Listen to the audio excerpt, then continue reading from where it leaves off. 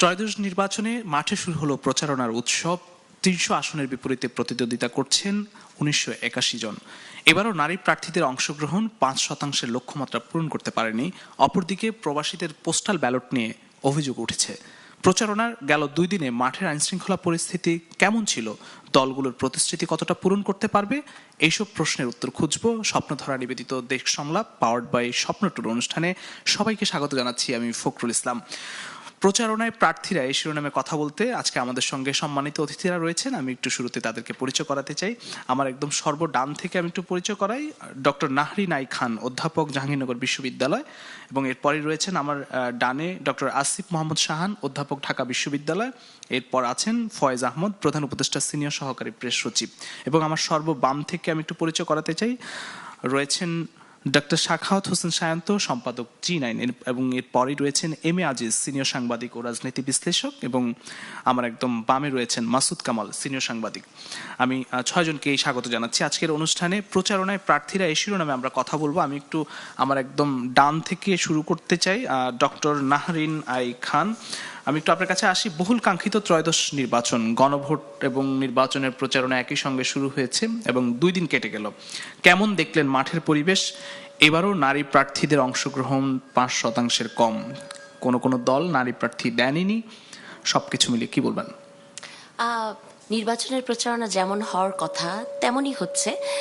একটা জিনিস ভালো লেগেছে, প্রতিদ্বন্দ্বিতা তো আছেই, সবাই সবাইকে অনেকভাবে বিশেষণে বিশেষায়িত করছেন, পজিটিভ বা নেগেটিভ, কিন্তু কারো নাম বলছেন না।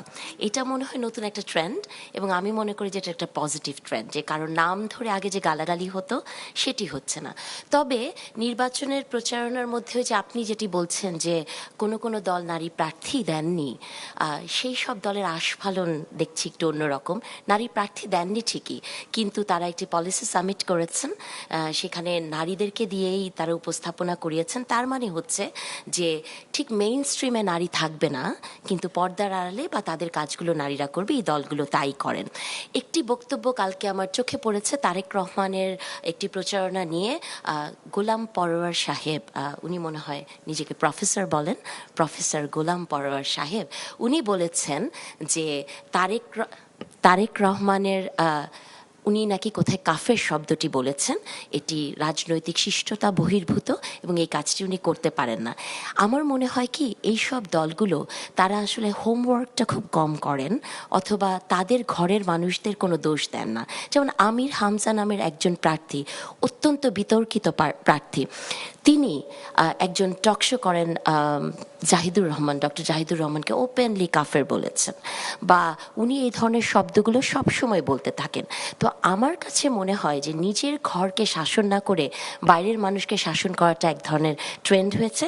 বাট তারপরও আমি শেষ পর্যন্ত বলবো যে প্রচারণাটা যেমন হচ্ছে, আমরা কিছু নতুনত্ব দেখতে পাচ্ছি, এবং এইভাবে যদি প্রচারণা চলে তাহলে মনে হয় যে এটা দেশের জন্য একটা ভালো একটি পজিটিভ সাইন বয়ে আনছে। Very positive. অসংখ্য ধন্যবাদ ডক্টর নাহরিন আই খান। আমি একটু আমার বামে রয়েছেন ডাক্তার সাখাওয়াত হোসেন সায়ন্ত, সম্পাদক G9। আপনার কাছে একটু আসি। এবারে নির্বাচনী প্রচারণার ২ দিন আমরা দেখলাম, প্রত্যেকটি দলই তার প্রচারণা চালাচ্ছে, প্রতিশ্রুতি দিচ্ছে এবং রাতভর প্রচারণা করতে দেখলাম। নির্বাচনী উৎসব কতটা আসলে জমলো? আপনাকে ধন্যবাদ। আলোচনায় যারা আছেন সবার জন্য শুভেচ্ছা রইল, এবং যারা শুনছেন সবার জন্য শুভকামনা। প্রচারণা তো অনেকখানি জমে উঠেছে বলা যায়। বিএনপি, জামাত ইসলাম সহ সব দল মাঠে প্রচারণার যেদিন শুরু তার প্রথম দিনই নেমে গেছে, এবং বিএনপি চেয়ারম্যান একদিনে ১৬ ঘন্টায় ৭টি সমাবেশ করেছেন। তার লাস্ট সমাবেশটা শুরু হয়েছে রাত ৪:১৫টায় নারায়ণগঞ্জে, এবং রাত ৪:১৫টায় সেখানে মাঠ উপচে পড়া ভিড় ছিল। এটা দ্বারা একটা বিষয় ইন্ডিকেট করে যে মানুষ যে ৩টি নির্বাচনে ভোট দিতে পারেনি এবং এই ভোটটাকে তারা উৎসব হিসেবে নিয়েছে, সেটা বোঝা যায়। না হলে এই শীতের রাতে রাত ৪টা, ভোর ৪টা ৫টা পর্যন্ত কর্মীরা যে এরকম মাঠ ভর্তি থাকে, এই উৎসব খুব সহজ নয় পাওয়া, যেটা আমরা গত 3টা নির্বাচনে একদমই পাইনি। আর নেতারা সব জায়গায় প্রচারণায় যেভাবে অংশ নিচ্ছেন, এখনো পর্যন্ত ভালো দিক হচ্ছে যে একে অপরকে আক্রমণ, সেই আক্রমণটা খুব সীমা লঙ্ঘন করার মতো সেরকম আক্রমণ করছে না, যেটা না হওয়াটা ভালো। বরং আপনি যে আপাকে নারী প্রশ্নে যে কথাটা বলেছেন ওইখানে একটা ওপিনিয়ন দেই। এই যে জামাত ইসলাম, এনসিপি বা অনেক দলগুলোই সংস্কার জিকির করতে করতে মুখে ফেনা তুলে ফেললো এবং হ্যানা ভোট নিয়ে জান প্রাণ দিয়ে দিচ্ছে, খুব ভালো কথা। ঐক্যমত্য কমিশনের কিন্তু ওইখানে অনুরোধ ছিল তাদের এটাও সংস্কারের অংশ যে প্রত্যেক দল যাতে অন্তত 5% নারী প্রার্থী দেয়। সেখানে জামাত 1% দেয়নি, একজনও দেয়নি। এনসিপি 2জন দিয়েছে, যে 2জন দিয়েছে তাদের নাম জীবনে আমি শুনি নেই। অর্থাৎ প্রথম সারির যে নারী নেতৃত্ব এনসিপিতে ছিল বা আছে, তারা কেউ পদত্যাগ করেছেন, আবার কেউ দলে আছেন কোনো মতে খুব মনক্ষুণ্ণ ভাব নিয়ে, কিন্তু কেউ প্রার্থী হননি। তার মানে এই জোটে তারপর তাদের ইসলামী অন্য যে দলগুলো হচ্ছে তারাও একটা দেয়নি। তাহলে সংস্কার শুধু তারা যেটুকু পছন্দ করে, চায় তাদের স্বার্থে, সেটুকুকেই তারা সংস্কার মনে করে কিনা, তাহলে নারীর প্রশ্নে তারা এই অবস্থান নিল কেন? ইভেন এনসিপি হয়তো আরো কিছু নারী প্রার্থী দিত বা দিতে পারতো আমার ধারণা, কারণ সেটিও তারা দিতে সাহস পায়নি। কারণ হচ্ছে জামায়াত ইসলাম নিজেরা যেহেতু নারী প্রার্থী দেয়নি, অন্য কেউ তাদের জোটের নারী প্রার্থী দিলে তার পক্ষে জামাত প্রচারণায় যাবে না বলে এনসিপিকে যেহেতু বিভিন্ন জায়গায় প্রচারণা ভোট চাওয়া জামাতের উপর অনেকখানি নির্ভর করতে হচ্ছে।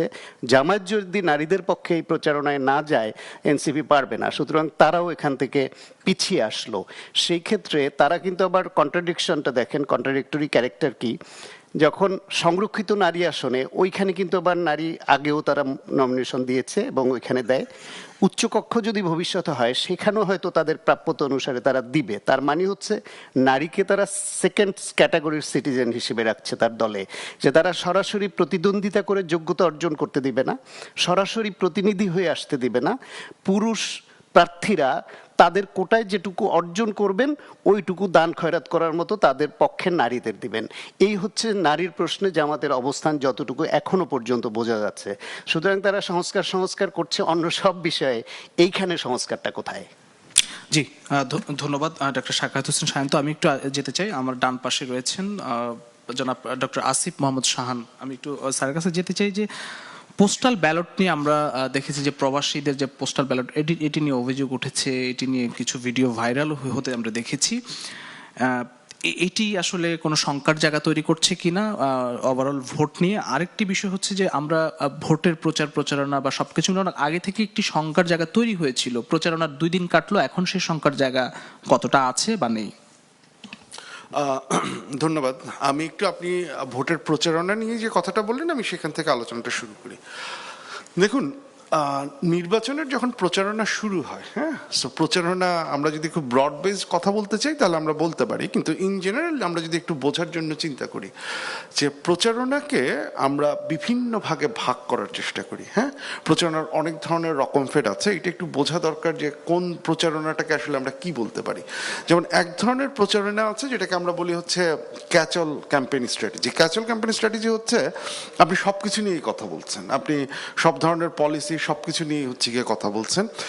আরেকটা ক্যাম্পেইনের একদম স্ট্র্যাটেজি হচ্ছে ইস্যু বেসড পলিটিক্স। আপনি পলিসি ইস্যু নিয়ে হচ্ছে গিয়ে কথা বলছেন, আপনি বলছেন যে এমপ্লয়মেন্ট আমার প্রবলেম, বা আমার হচ্ছে গিয়ে লেটস সে এগ্রিকালচারাল প্রোডাকশন আমার প্রবলেম, সেটা নিয়ে হচ্ছে গিয়ে আপনি কথা বলছেন। সেটা হচ্ছে আরেক ধরনের ক্যাম্পেইন স্ট্র্যাটেজি। আরেকটা হচ্ছে আইডেন্টিটি বেসড ক্যাম্পেইন স্ট্র্যাটেজি। সেই জায়গাটা এসে হচ্ছে কি আপনি রিলিজিয়াস সেন্টিমেন্ট, ন্যাশনালিস্ট সেন্টিমেন্ট, এইটার কাছে হচ্ছে আপনি অ্যাপিল করছেন এবং সেটাকে বেস ধরে আপনি ক্যাম্পেইন স্ট্র্যাটেজি সাজাচ্ছেন। এর সাথে আরেকটা হচ্ছে আমরা যেটাকে বলি ভ্যালেন্স বেসড ক্যাম্পেইন স্ট্র্যাটেজি। এটার মানে হচ্ছে আমি এখানে এসে খুব জেনারেল কিছু ট্রেট, যে আমি যখন বলি যে আমি সৎ লোকের শাসন চাই, আমি অনেস্টি চাই, ইন্টিগ্রিটি চাই, এটাকে আমরা বলি এই ধরনের ক্যাম্পেইন স্ট্র্যাটেজি। আর ফাইনালি যেটা হচ্ছে খুব ইন্টারেস্টিং, আরেকটা আমরা যেটাকে বলি নেগেটিভ ক্যাম্পেইন স্ট্র্যাটেজি।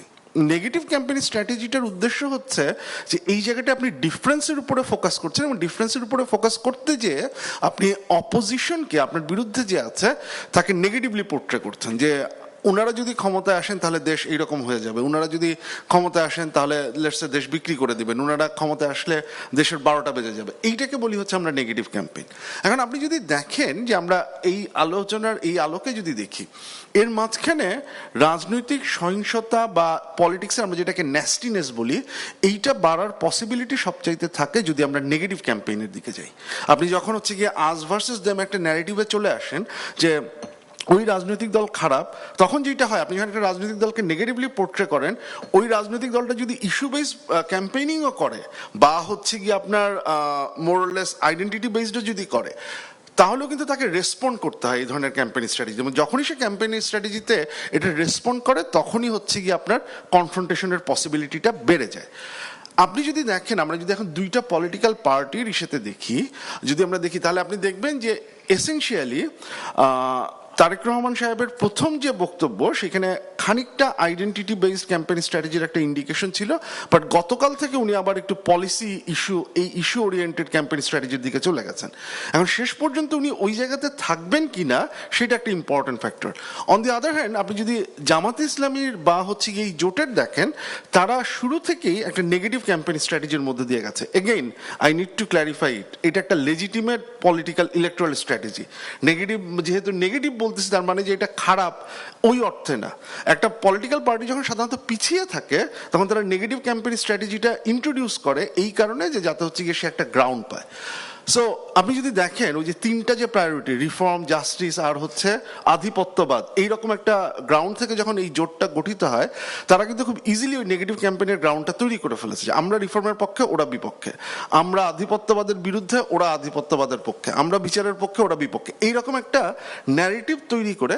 এবং গতকালকে প্রফেসর নারায়ণ খান যেটা বললেন যে আরেকজনকে যখন আপনি হচ্ছে এই ধর্মের ভিত্তিতে কাফের বা এই ধরনের আইডেন্টিফাই করেন, তখনও কিন্তু আপনি হচ্ছে ওই নেগেটিভ ক্যাম্পেইনটাকে 1 ডিগ্রি বাড়িয়ে ন্যাস্টিনেসের জায়গাটায় চলে যান। এখন শেষ পর্যন্ত জামাত কি ওই জায়গাতেই থাকবে বা ওই জোট কি ওই জায়গাতেই থাকবে, নাকি হচ্ছে গিয়ে সেও ইস্যু বেস, কারণ সে একটা পলিসি সাবমিট করেছে, তারও একটা পলিসি আইডিয়া আছে, সে ক্যাম্পেইনটা কোনটা নিয়ে করবে সেটার উপরে নির্ভর করবে হচ্ছে গিয়ে শেষ পর্যন্ত আমরা কনফ্রন্টেশন দেখবো কি দেখবো না। কারণ দ্য মোমেন্ট যে আমাদের এই ধরনের সে করবে, বিএনপিকেও রেসপন্স করতে হবে। এবং আপনি যদি দেখেন যে তারেক রহমানের যে আইডেন্টিটি বেসড যে রেসপন্সটা, সেটা কিন্তু ওই নেগেটিভ ক্যাম্পেইনের রেসপন্স হিসেবেই আসছে। উনি যে ওই আইডেন্টিটি বেসড ক্যাম্পেইন স্ট্র্যাটেজিতে গেছেন, সেটা কিন্তু হচ্ছে গিয়ে এগেইন ওই নেগেটিভ ক্যাম্পেইনের দিকে যেতে পারে। সো আমি যেটা বলতে চাচ্ছি যে আমরা যখন এই ক্যাম্পেইনগুলো দেখব, বড় দাগে বিচার না করে স্পেসিফিক্যালি কোন দল কোন স্ট্র্যাটেজিটা নিচ্ছে সেটা যদি আমরা ভালো মতো বুঝতে পারি, সেটা যদি আইডেন্টিফাই করতে পারি, সেটার উপরে ডিপেন্ড করবে হচ্ছে নির্বাচনটা কনফ্রন্টেশনাল হবে কি হবে না। আপনি যত দেখবেন নেগেটিভ ক্যাম্পেইনের বিস্তার ঘটছে, তত আপনার কনফ্রন্টেশনের পসিবিলিটি বাড়বে। যত হচ্ছে ক্যাম্পেইন স্ট্র্যাটেজিটা ইস্যু বেসড হবে, পলিসি ওরিয়েন্টেড হবে, তত হচ্ছে কনফ্রন্টেশনের পসিবিলিটি কমবে। এখন পর্যন্ত দুই দল মাঝামাঝি একটা জায়গায় আছে, এবং এর থেকে আমরা দুই দলকেই খানিকটা ন্যাস্টিনেসের দিকে যেতে দেখছি। আরো 2-3 দিন দেখার পরে বোঝা যাবে যে ওনারা আসলে কোন জায়গাটা এসে দাঁড়ান।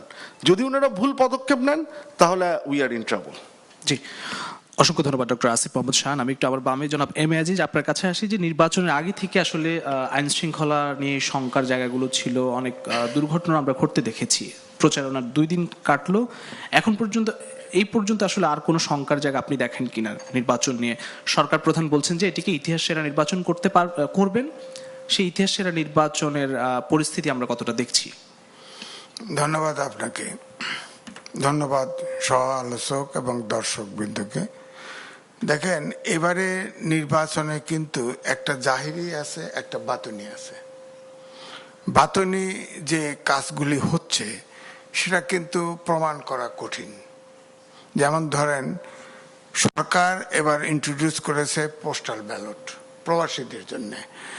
আগেও পোস্টাল ব্যালট ছিল, জেলখানায় ছিল, জেলখানাতে প্রার্থী হতে পারতো সরকারি কর্মকর্তা, দেশের ভিতরে ছিল।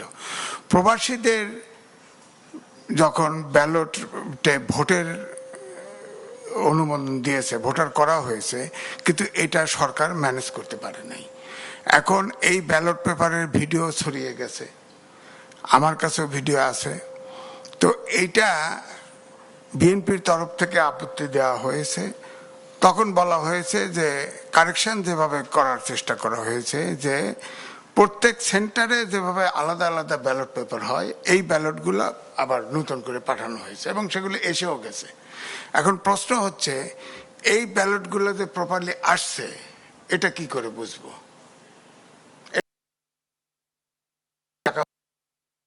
তাদের সামনে ওই ব্যালট পেপারগুলো খোলা হবে।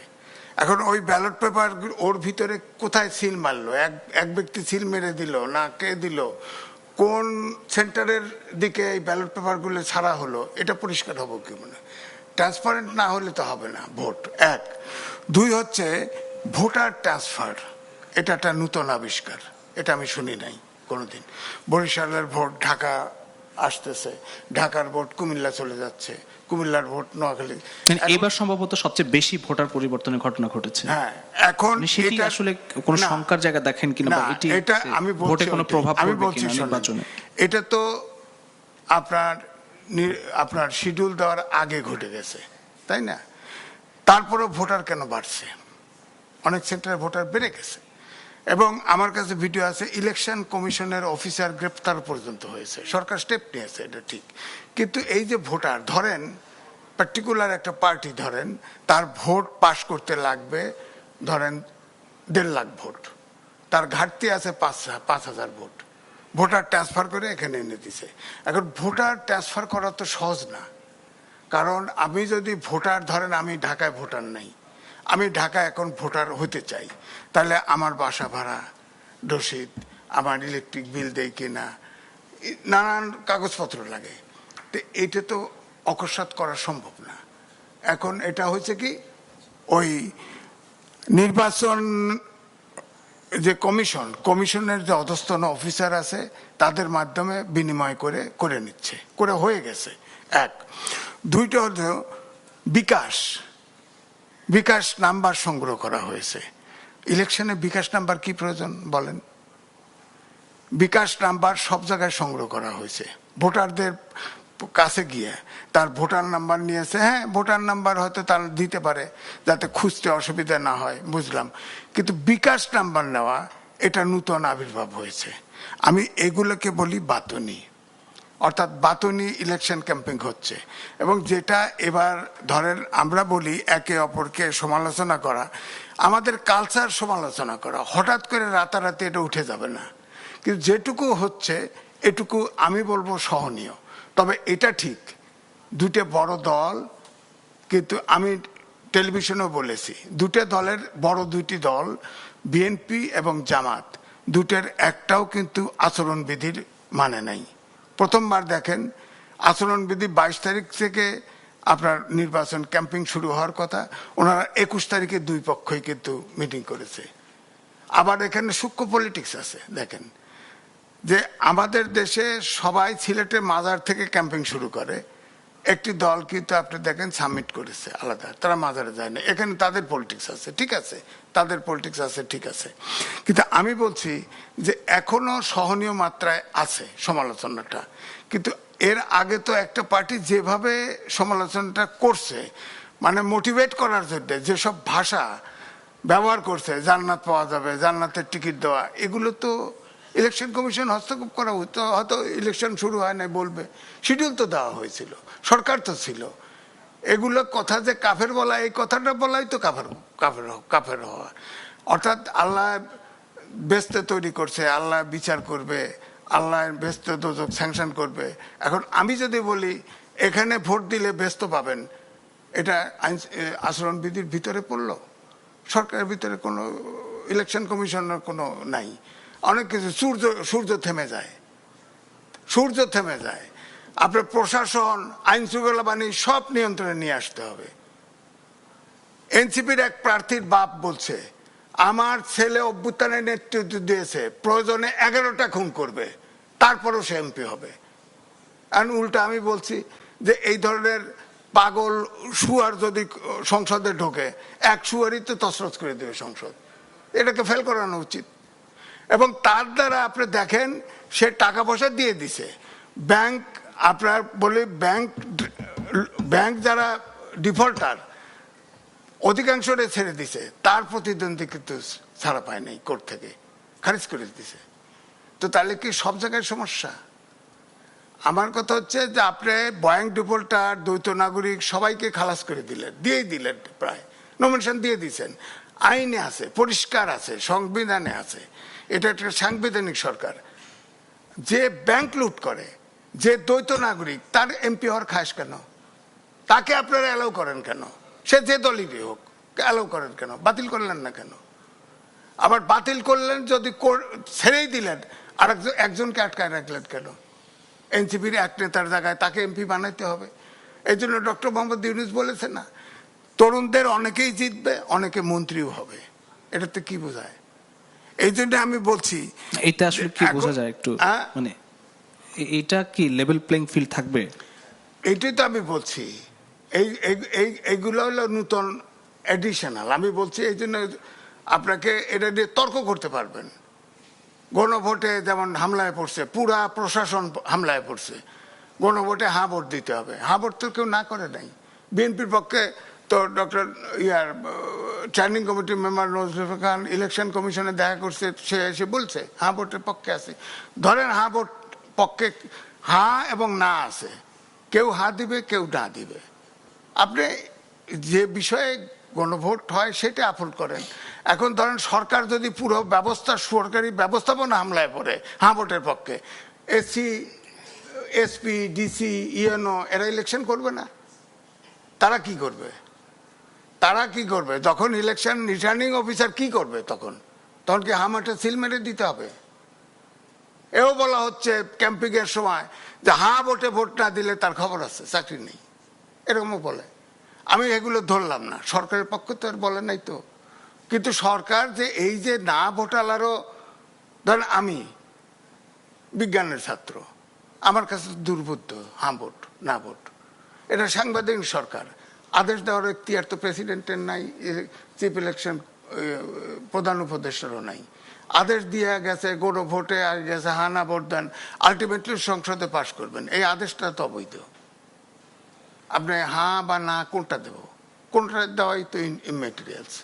হ্যাঁ আদেশটাই তো অবৈধ, গঠনতন্ত্র অনুযায়ী আদেশটাই, সংবিধান অনুযায়ী আদেশটাই অবৈধ। তা এখন আমি কি করব? 84টা সংস্কার খুব কায়দা করে 4 দফার ভিতরে ঢুকাই দিয়েছেন, সেটাও একটা দুর্বৃত্ত। এ দেশের 30% লোক অক্ষর জ্ঞান নাই। আপনি এই ধরনের একটা হ্যাঁ না ভোট দিলেন, কি করবেন? কিভাবে হবে? আবার দিলেন, হঠাৎ যদি না ভোট যেতে তখন কি হবে? তার মানে কি অভ্যুত্থান ঘটে নাই? শিশুর থেকে জনতা হত্যা হয় নাই? 2000 লোক মারা যায় নাই প্রায়? জাতিসংঘ তো 15 তারিখ পর্যন্ত ধরে বলছে 1400 লোক মারা তো গেছে। অভ্যুত্থান তো হয়েছে, অভ্যুত্থানের একটা আকাঙ্ক্ষাও আছে, সেগুলো বাস্তবায়ন হবে না? সংসদে যাবে তো। নোট অফ ডিসেন্ট ছিল 9টা বিএনপির, 2টা জামাতের, একটা এনসিপির, সেগুলো কই গেল? উধাও। তার মানে কি একটা জায়গায় লাস্টে বলে দেওয়া হয়েছে ভাষায় যে বাকিটা যার যার মতো করবে। তার মানে বাকিটা কি যারা নোট অফ ডিসেন্ট ওগুলো করবে না? ব্যাপারটা কি তাই না? হ্যাঁ বুঝবো, কি বুঝবো? এই জন্য বলছি যে এবারের ইলেকশনে জাহিরি এবং বাতুনি দুটোই আছে। এই বাতুনিটা হলো সমস্যা। বাতুনিটা আপনার সরকার ধরতে পারতেছে কিনা জানি না, ইলেকশন কমিশন ধরতে পারতেছে কিনা। এই বাতুনিতে যে মিরাকেল কি ঘটবে আল্লাহ জানে। জি, আপনার কাছে আসবো। আসলে মিরাকেল কি ঘটতে পারে সে উত্তর তো আপনার কাছ থেকে নিব আমরা। আমি একটু অসংখ্য ধন্যবাদ জনাব এম এ আজিজ। আমি একটু জনাব মাসুদ কামাল কাছে যেতে চাই, তারপর আমি জনাব ফয়েজ আহমেদ আপনার কাছে আসবো। জনাব মাসুদ কামাল, বিকাশ নম্বর সংগ্রহ করা একটি দলের পক্ষ থেকে এবং ভোটারদের এলাকা পরিবর্তন খুবই উদ্বেগজনক হারে, মানে অসংখ্য ভোট করা, ব্যালট নিয়ে নানান অভিযোগ আছে, এগুলো সোশ্যাল মিডিয়া আমরা দেখছি ভাইরাল হচ্ছে। প্রচারণার 2 দিন পার করলো। এই যে ঘটনাগুলো আমি বললাম আপনাকে, সেগুলো আসলে নির্বাচনে শেষ পর্যন্ত প্রভাব পড়বে কিনা, কি ধরনের প্রভাব পড়তে পারে যদি পড়ে? দেখেন, নির্বাচনে না এগুলো হয় টুকটাক। আগে বিড়ি দিত, সিগারেট দিত, এখন বিকাশ নাম্বার দেয়, বিকাশের টাকা পয়সা দেয়। টাকা পয়সার লেনদেন কোন বছর হয় নাই? ধরেন একজন লোক এলাকায়, সেই ইলেকশন নাই, সে গ্রামের বাড়িতে গেছে, তার সঙ্গে কিন্তু দেখা করার জন্য স্থানীয় লোকজন আসে, আসা অভাব অভিযোগের কথা বলে, কিছু দেয়, কিছু নিয়ে যায়। এটা কিন্তু অনেক পুরনো একটা আমাদের এখানে একটা ট্র্যাডিশন। খারাপ, ট্র্যাডিশনটা খারাপ, এটাকে আমি প্রশংসা করছি না, বাট এটা অস্বাভাবিক কিছু না। এটা আমরা কখনো দেখিনি এমনটা কিন্তু না। দেখতে হবে এই মাত্রাটা কি পরিমাণ হচ্ছে। এটা আগেও ছিল, এখনো হচ্ছে, আগামীতেও হবে। এটা আপনি এভাবে থামাইতে পারবেন না যতদিন পর্যন্ত মানুষের অভাব আপনি থামাইতে না পারবেন। অভাবী মানুষ যাবে এবং পাবে এবং পেতে চাইবে, এটাই স্বাভাবিক। আবার চলে যাওয়ার পর আবার সেই অভাবী মানুষই যে তাকে দিয়ে গেল তার বদনামও করবে, এটাও নিয়ম বাংলাদেশে। এটা আমরা অনেকদিন ধরে দেখে আসছি। কাজে এটা নিয়ে আমি খুব একটু উদ্বিগ্ন না, উদ্বিগ্ন হলো অন্য জায়গা নিয়ে। মানুষ আবার এমনও আছে দুই দলের প্রার্থী যাবে, দুইজনের কাছ থেকে টাকা পয়সা নেবে, দুইজনের কাছ থেকে বিড়ি খাবে, বিড়ি খেয়ে ভোট দিয়ে আসবে তৃতীয় একজনকে। এটাও আছে বাংলাদেশের মানুষের মধ্যে।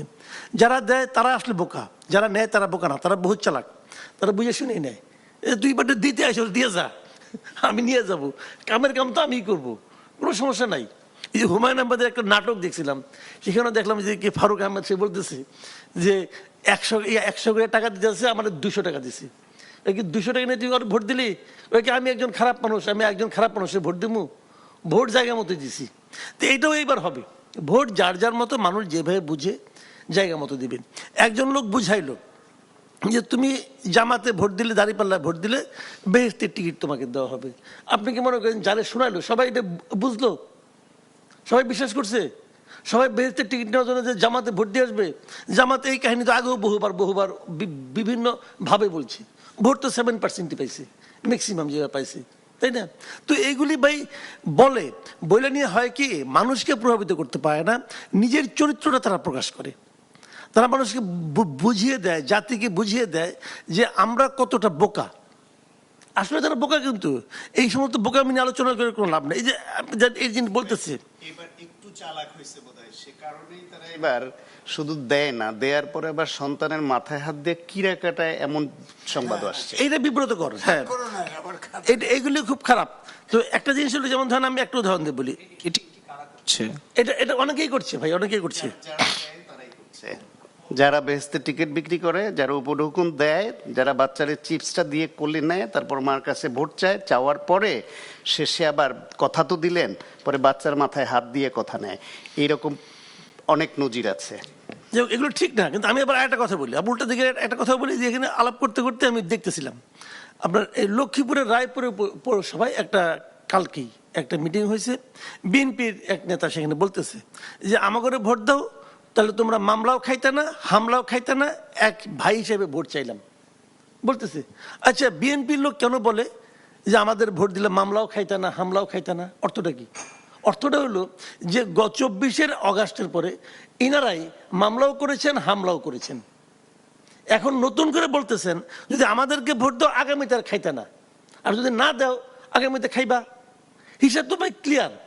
এইটার মধ্যে একদিকে মানে আপনার প্রশ্রয় দেওয়া, আরেকদিকে হুমকি দেওয়া, তো এইগুলি কোনোটাই ঠিক না। আমি খালি বিএনপি কথা বল, আওয়ামী লীগের কথা, আপনার জামাতের কথা বলছি না। সবাই যার যার মতো করে বলে। এখন জামাতের কাছে বেহেশতের টিকিট আছে, সে দিতেছে। বিএনপির কাছে মামলা হামলার টিকিট আছে, সে এটার ভয় দেখাইতেছে। এটা চলছে রে ভাই। এটা নিয়ে হয়তো মানে এক দলের দোষ দেওয়া, অমুক করতেছে বেশি, অমুকে কম, যে বেশি করে যে আপনার মানে গু 1 চামচ খাওয়াও যায়, এক মুখ খাওয়াও তা, এটা দুইটা নিয়তের সমস্যা। পায় নাই, খায় নাই, যে বেশি পাইছে সে বেশি খাইছে, এটা কোনো বিষয় না। সবচেয়ে বড় বিষয়টা হলো কি, যে আপনার মানে আমার কথা হলো যে সাধারণ মানুষের মধ্যে আপনি আপনাদেরকে কিভাবে পরিচয় করাতেছেন। এই যে কথাবার্তা বলতেছেন, মানুষ বোঝে না। আজকাল ভাই যোগাযোগ মাধ্যম, মোবাইল ফোন, ওই 20 টাকার MB কিনা সবাই সবকিছু দেখে। মানুষ খুব ভালো বুঝে, মানুষের বোকা মনে করেন না। যারা মানুষের বোকা মনে করে না, তারা শেষ পর্যন্ত ইলেকশনের দিন বোকা হয়ে যাবেন। এটা হলো মূল কথা। আমি আরেকটা ঘটনা বলি, আমি এই মানে বড় বড় নেতাদের বক্তব্য বাইরে একটু যাই। কালকে আমি একটা জিনিস দেখলাম যে এই আপনার এই এলাকায়, আমরা যে এলাকার বিষয়ে কথা বলতেছি, এলাকায় তো এটা তো 8 না 8, এখানে নাসিরউদ্দিন পাটোয়ারি একটা মানে আপনার একটা পথসভা করতেছিল। সেখানে ওনার উপর ডিম ছোড়া হয়েছে, ওনার উপর ময়লা পানি ফেলা হয়েছে। এনসিপির যতগুলি লিডার আছে, তার মধ্যে যে লিডার, যে 2-3 জন লিডারকে আমি পার্সোনালি তাদের কথাবার্তার জন্য, মুখের জন্য অপছন্দ করি, তার মধ্যে নাসিরউদ্দিন পাটোয়ারি একজন। আমি তাকে অপছন্দ করি, তারা আমার কথাবার্তা পছন্দ না। সে উল্টাপাল্টা কথা বলে, পাগলের মতো কথাবার্তা বলে। কিন্তু আপনি কি তার উপর ডিম এবং ময়লা পানি ফেলতে পারেন? এখন আপনি বলবেন যে মির্জা আব্বাস তো ফালায় নাই এটা। হ্যাঁ, মির্জা আব্বাস ফালায় নাই, কিন্তু যে ফালাইছে তাকে কি আপনি ধরছেন? ধরার চেষ্টা করছেন? তাকে থামানোর চেষ্টা করছেন? এখন আমি যে নিউজটা দেখলাম, ওই নিউজের মধ্যে নিচে একদিকে লেখা আছে, একজন কমেন্ট করছে, এটা খুব ভালো হয়েছে, শিক্ষা হয়েছে একটা। এটা কি শিক্ষা? আপনি যদি এই শিক্ষা সবাইকে দিতে থাকেন, তাহলে তো ভাই কেউ আর থাকবে না অবশিষ্ট। বাংলাদেশে এমন একজন লোক দেখান তো যাকে সবাই পছন্দ করে, আছে কেউ? খালি বাংলাদেশে না, সারা পৃথিবীতে আছে একজন লোক দেখান যাকে পৃথিবীর সমস্ত লোক পছন্দ করে। এখন যে অপছন্দ করে তার কি তার গায়ে পচা ডিম নিক্ষেপের এখতিয়ার আছে? বৈধতা আছে? যদি কেউ অবৈধ অন্যায় কাজটা করে, তাকে থামাবে কে? দায়িত্বটা কার? খালি গুলি থামানোর জন্য আইন শৃঙ্খলা পরিস্থিতি বাহিনী তা তো নয়। এই যে পাবলিক নিউসেন্স একজন ক্রিয়েট করলো, ওখানে একটা বিল্ডিং থেকে পড়ছে, ওই ভবনের সমস্ত লোককে ধরেন না। ভাই তুমি কে মারছে? এটা বের করা তো ওয়ান্টন মামলা। কেউ বের করার চেষ্টা করছে? করে নাই। এইগুলি হলো নির্বাচনী প্রচারণার সবচেয়ে নেগেটিভ দিক। ছোট নেতা আওয়াজ কম হয়েছে, আরও প্রত্যন্ত অঞ্চলে আরও আওয়াজ কম হবে, কিন্তু এই ঘটনার মাধ্যমে মানুষের প্রতি মানুষের ঘৃণা প্রকাশের যে একটা নগ্ন ব্যবস্থা আমরা দেখতে পাচ্ছি, এটাকে আপনি কি বলবেন? আমার কাছে মনে হয়েছে, দেখেন তারেক রহমানকে পরোয়ার কি বললো, কিছু যায় আসে না, ওটা এই দেশের মানুষ বুঝে। আবার তারেক রহমান সাহেব ওনাদের লিডারশিপে কি বললেন, ওটাও মানুষ বুঝে। তারেক রহমান প্রমাণ করে দিয়েছেন মিটিংয়ের মধ্যে একজন লোককে ডেকে এনে যে জান্নাতের টিকিট দেওয়া যায় না, প্রমাণ করেছেন। তো উনি প্রমাণ করার আগেও মানুষ মনে মনে জানে, বাট ওনার প্রমাণ করার যে পদ্ধতিটা, এটা দেখে মানুষ এটা বাহবা দিচ্ছে, বা কি সুন্দর লজিক্যালি প্রমাণ করে দিল। কিন্তু মানুষ কি এটা আগে থেকে ফিল করে না? ফিল করে। ওনার প্রমাণের অপেক্ষায় কেউ ছিল না, কিন্তু ওনার প্রমাণটা মানুষ এনজয় করেছে। এটা হলো একটা পয়েন্ট। কিন্তু সমাজের ক্ষতি হয় কিন্তু এইগুলো, এই ছোটোখাটো যে ঘটনাগুলি ঘটছে, যেগুলো নাকি আমাদের নজরে আসে না, আমাদের মিডিয়াগুলো হয়তো এটা কভার করে না, কারণ ছোট মানুষ এই জন্য। কিন্তু এইগুলি ভাই থামাইতে হবে, কারণ ইলেকশন আসবে, ইলেকশন চলে যাবে। কিন্তু ইলেকশনকে আমাদের মধ্যে এমন একটা স্থায়ী বিভেদ তৈরি করে দিয়ে যাবে যে আমি এক অপছন্দের ব্যক্তি গায়ে ময়লা পানি দেব, এটা ঠিক না। জি, অসংখ্য ধন্যবাদ জনাব মাসুদ কামাল। আমি আপনার কাছে আবারও আসবো। আমি একটু যেতে চাই জনাব ফয়েজ আহমদ, প্রধান উপদেষ্টা সিনিয়র সহকারী প্রেস সচিব। অনেকগুলো প্রশ্ন, সেটি হচ্ছে যে বিকাশ নম্বর সংগ্রহ দলগুলোর, মানে এটি কি নির্বাচনের পরিবেশকে নষ্ট করে কিনা, ভোটারদের এলাকা পরিবর্তন, এবং সবচেয়ে বড় অভিযোগ যেটা, প্রবাসীদের পোস্টাল ব্যালট নিয়ে একটি অভিযোগ রয়েছে, অনেকগুলো ব্যালট একজনের কাছে চলে যাওয়া, এরকম অনেকগুলো ঘটনা। কি বলবেন এসব অভিযোগের বিষয়ে? নির্বাচনের পরিবেশটা কি মানে শঙ্কা তৈরি করে কিনা এগুলো? ধন্যবাদ। বিশেষ করে আপনি যেগুলি আমার জন্য প্রশ্ন আকারে দিলেন, তার অনেকগুলি ইনপুট ফ্রম আজিজ ভাই। যে কোনো শোতে আজিজ ভাই আর আমি পাশাপাশি বসলে আমার নিজের জন্য নিজের মায়া লাগে। কারণ আমাদের মায়েরা, বোনেরা বা আমরা যারা রান্নাবান্না করতে পারি, পছন্দ করি, তারা যখন আলু কাটতে নেই, আলু যদি খানিকটা পচা হয় সেটুকু কেটে বাকিটা আমরা ইউজ করি, কিন্তু পুরো আলু যদি পচা হয় তখন সেটা পুরোটাই ফেলে দিতে হয়। আজিজ ভাই যখন বিভিন্ন বিষয়ে অভিযোগ করছিলেন, আনফর্চুনেটলি এর কয়েকটি বিষয়ে আমার রেসপন্স করার কোনো সুযোগ নেই, বিকজ এটা পলিটিক্যাল পার্টি বা তাদের আলাপ আলোচনার বিষয়। সরকারেরও কিছু বিষয় নিয়ে যখন বলছিলেন, বা ইলেকশন কমিশনের কিছু বিষয় বলছিলেন, বা প্রচলিত কিছু আলাপ আলোচনার প্রেক্ষিতে যখন বলছিলেন, তখন প্রথম দিকে আমি নোট নিচ্ছিলাম, এটার একটা রেসপন্স আছে, পরে আরেকটা নোট নিলাম, এটারও একটা রেসপন্স আছে। নিতে নিতে এক পর্যায়ে আমার কাছে মনে হলো পুরো আলুটাই তো ফেলে দিতে হচ্ছে। আমি খুবই সরি। দেখেন, ধরেন আলোচনার খুব হালকা জায়গা থেকে যদি শুরু করি, বলতে বলতে আজিজ ভাই এমনও বলে ফেলছিলেন যে বাংলাদেশের পলিটিক্সের ট্রেডিশন হচ্ছে মাজার থেকে প্রচারণা শুরু করা, কোনো একদল যায় নাই কেন। মানে এটা আমি রেসপন্স করছি না, বাট আমি বলছি যে আমাদের আলোচনার মেরিটটা এই জায়গা পর্যন্ত উঠেছে অথবা নেমেছে। 84টা সংস্কার প্রস্তাব 4টা প্রশ্নের মধ্যে নিয়ে আসা হয়েছে। ভুল তথ্য, এটাকে বিকৃত নয়, ভুল বলছি, কারেকশন করে দিলাম, এটা 48টা এবং সংবিধান সংশ্লিষ্ট পার্টিকুলারলি। তরুণ টোটাল সংস্কার 40টা, মৌলিক সংস্কার হচ্ছে দাঁড় করা হয়েছে ওইটা। আচ্ছা, ভুলকে আবার ভুল করেন না, অসুবিধা নেই, ভুলের ভুল হয়ে যাবে, বাদ দেন। 48টা সংস্কার প্রস্তাবকে 4টা প্রশ্নের মধ্যে দিয়ে বিন্যাস করে আনা হয়েছে। আমি যেটা বলছি ওটা ফ্যাক্ট, ভুল ঠিক জানি না কোনটা ভুল বললেন ভাই। ওকে, তরুণদের অনেকে জিতবে, প্রধান উপদেষ্টা বলেছেন, ট্রু, প্রধান উপদেষ্টা বলেছেন, পার্টিকুলারলি একটা প্রোগ্রাম যেটা তরুণদেরই একটা প্রোগ্রাম, ইউনিভার্সিটি মঞ্জুরি কমিশনের একটা প্রোগ্রাম ছিল, সেখানে উনি বলেন যে আমি যে আজকে এখানে আসা, এখানে কথা বলা, এইটা এই আপনারা যারা তরুণ আছেন তাদের জন্য সম্ভব হয়েছে। তরুণরা এটা সম্ভব করেছেন, তরুণরা রাজনৈতিক দল করেছেন, তরুণরা নির্বাচন করছেন, অনেকে জিতবেন হয়তো। দ্যাট ইজ একদমই ইউথদের একটা প্রোগ্রামে, যেটা তাদেরকে এনকারেজ করার জন্য বলা, সেটা উনি বলেছেন। কিন্তু প্রেক্ষাপটটা যদি পাল্টে দিই আমরা, সেটার সঙ্গে যদি অন্য একটা পার্সপেক্টিভকে যুক্ত করে দিই, তাহলে এটার মানে ভিন্ন দাঁড়ায়। আর এটার সঙ্গে ভাই যুক্ত করেছেন যে অনেকে মন্ত্রী হবেন, এটা উনি বলেননি। এইটা রেসপন্স যে ব্যক্তি দিলে ভালো হতো, উনি দিলে খুব ভালো হতো, বাট যেহেতু এইটা একটা বড় অভিযোগ এবং বলতে বলতে ভাই গালিও দিয়ে ফেলেছেন, একটা প্রাণীর সঙ্গে তুলনা করে ফেলেছেন, কারো কারো রেসপন্স করা উচিত। এটা রেসপন্স করব আমি আজিজ ভাইয়ের একজন ছোট ভাই হিসেবে, পেশার আজিজ ভাই সিনিয়র সাংবাদিক, ওনাকে দেখে আমরা শিখি। আমি এই মুহূর্তে হয়তো সরকারকে প্রতিনিধিত্ব করছি, আমি সাংবাদিকতা থেকে এখানে এসেছি, আমার খুবই ইচ্ছা আমি খুব দ্রুতই আবার সাংবাদিকতায় ফিরব। আজিজ ভাই বলছেন যে একজন নেতা, একটি দলের নাম নিয়ে বলেছেন, একজন নেতা তার বাবা বলেছেন আমার ছেলে অভ্যুত্থানের নেতৃত্ব দিয়েছে, 11টি খুন করে হলেও তাকে জেতাতে হবে। এটা বলতে বলতে গিয়ে ওই নেতাকে উনি গালি দিয়েছেন, একটা তাকে হারাতে হবে এটাও বলেছেন, অথচ ওই নেতার ওই লোক বাবাই না। এটা একটা ভুয়া ভিডিও একজনের নামে চালিয়ে দেওয়া হয়েছে। তো আমি প্রত্যাশা করব যে সাংবাদিক হিসেবে আমরা যেটা করি, সোশ্যাল মিডিয়া স্পেসে অনেক কিছু আসবে, আমরা ক্ষুদ্র মানুষ, আমরা বললে খুব বেশি হয়তো অসুবিধা নেই, কিন্তু আজিজ ভাইদের মতো লোকেরা যারা সিনিয়র সাংবাদিক, যারা প্রাজ্ঞ মানুষ, যাদের কথার আলাদা গুরুত্ব সোসাইটিতে আছে, যেটা স্প্রেড করে একদম প্রান্তিক পর্যায় পর্যন্ত, ওনারা যখন বলবেন তখন আর একটু খোঁজ খবর নিয়ে বলবেন। আর এখন একটা মোবাইল অপারেটর বা মোবাইল ব্যাংকিং অপারেটরের নাম্বার নিয়ে যেটা বলা হচ্ছে এনআইডি কালেকশন,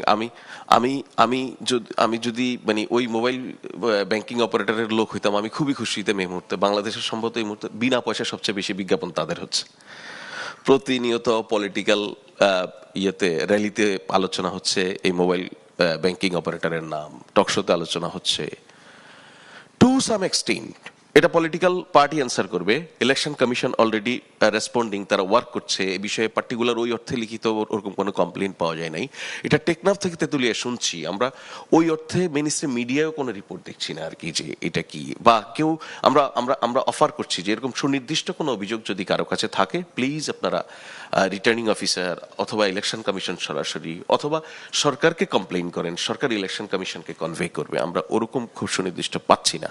বাট এইটা হচ্ছে আমি একজন কমিউনিকেশনের ছাত্র হিসেবে আমার কাছে ইন্টারেস্টিং, এই সার্টিফিকেট বিক্রি করা এবং এই এনআইডি কালেক্ট করা, মোবাইল নাম্বার কালেক্ট করা। এইটা ভবিষ্যতে আমি কখনো যদি লেখার সুযোগ পাই আমি লিখবো 2026 সালের ইলেকশনের ক্যাম্পেইনে এরকম একটা জিনিস নাজিল হয়েছিল, যেটার মধ্য দিয়ে একটা দল এই সেটব্যাকটা ফেস করতে হয়েছে।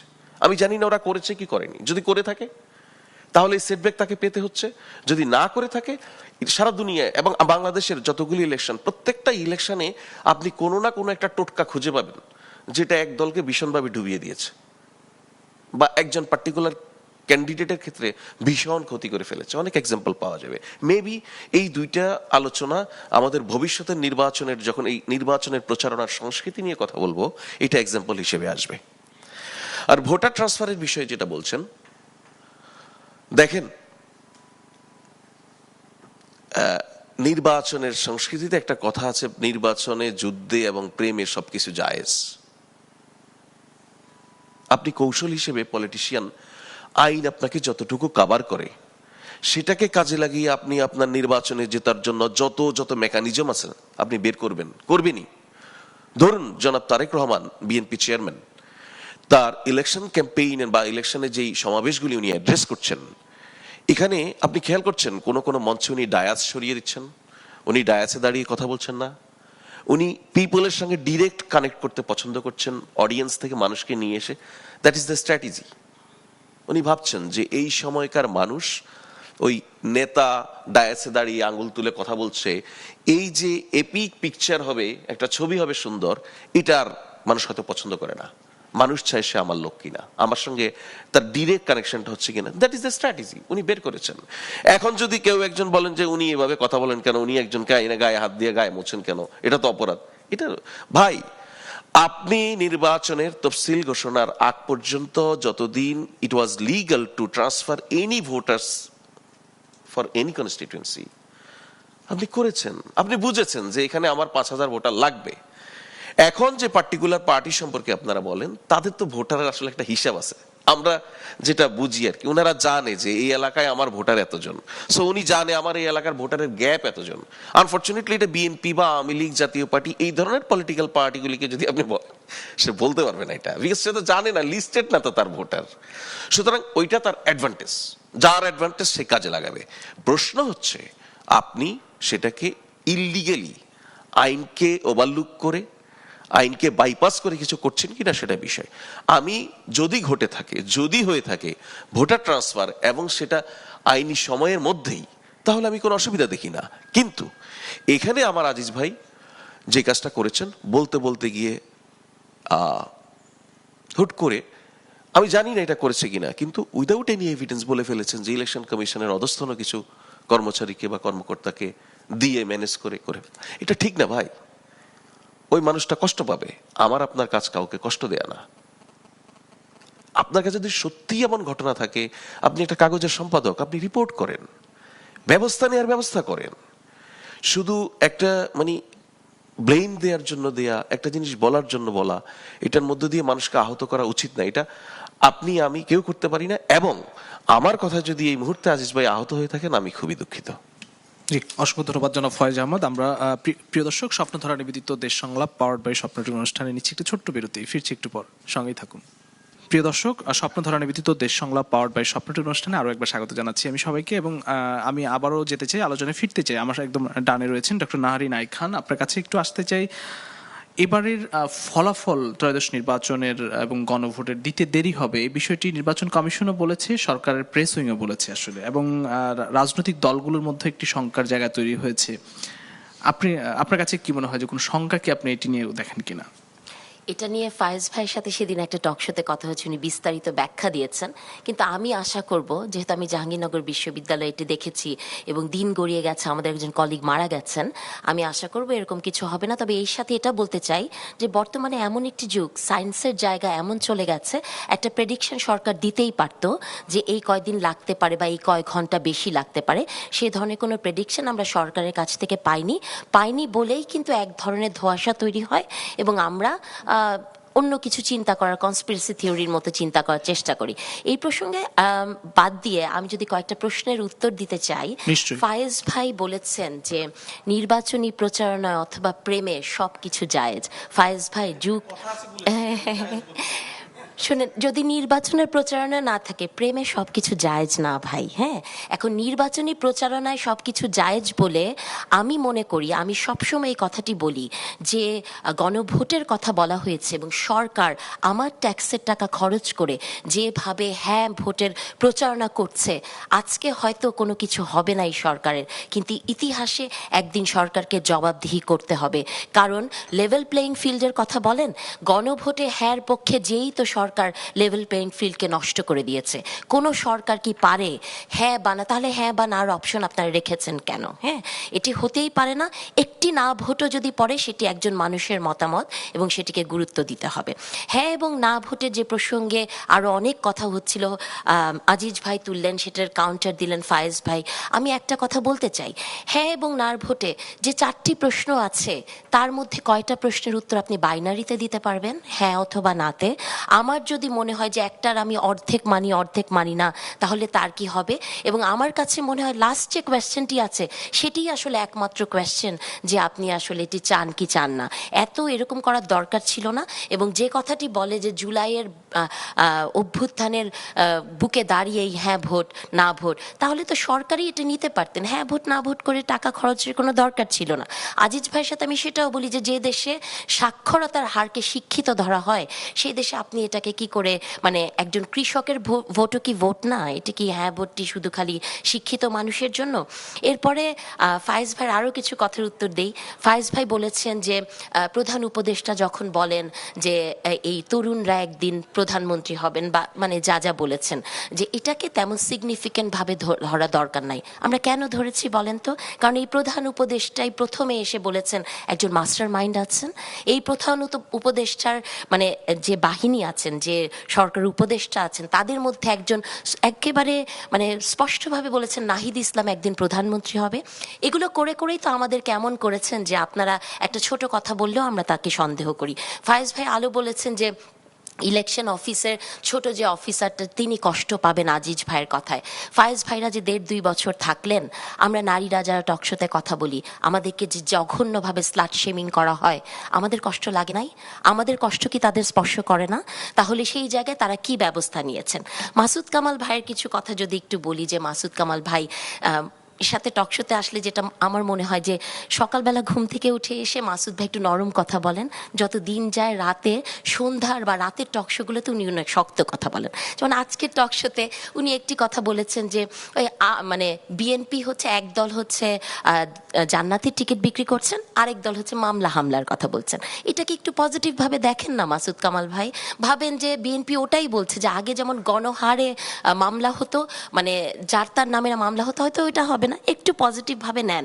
মাসুদ ভাই যেটি বললেন যে ডিম মেরেছে, ময়লা পানি মেরেছে, এটা কি বাংলাদেশে নতুন? বাংলাদেশে তো নতুন না।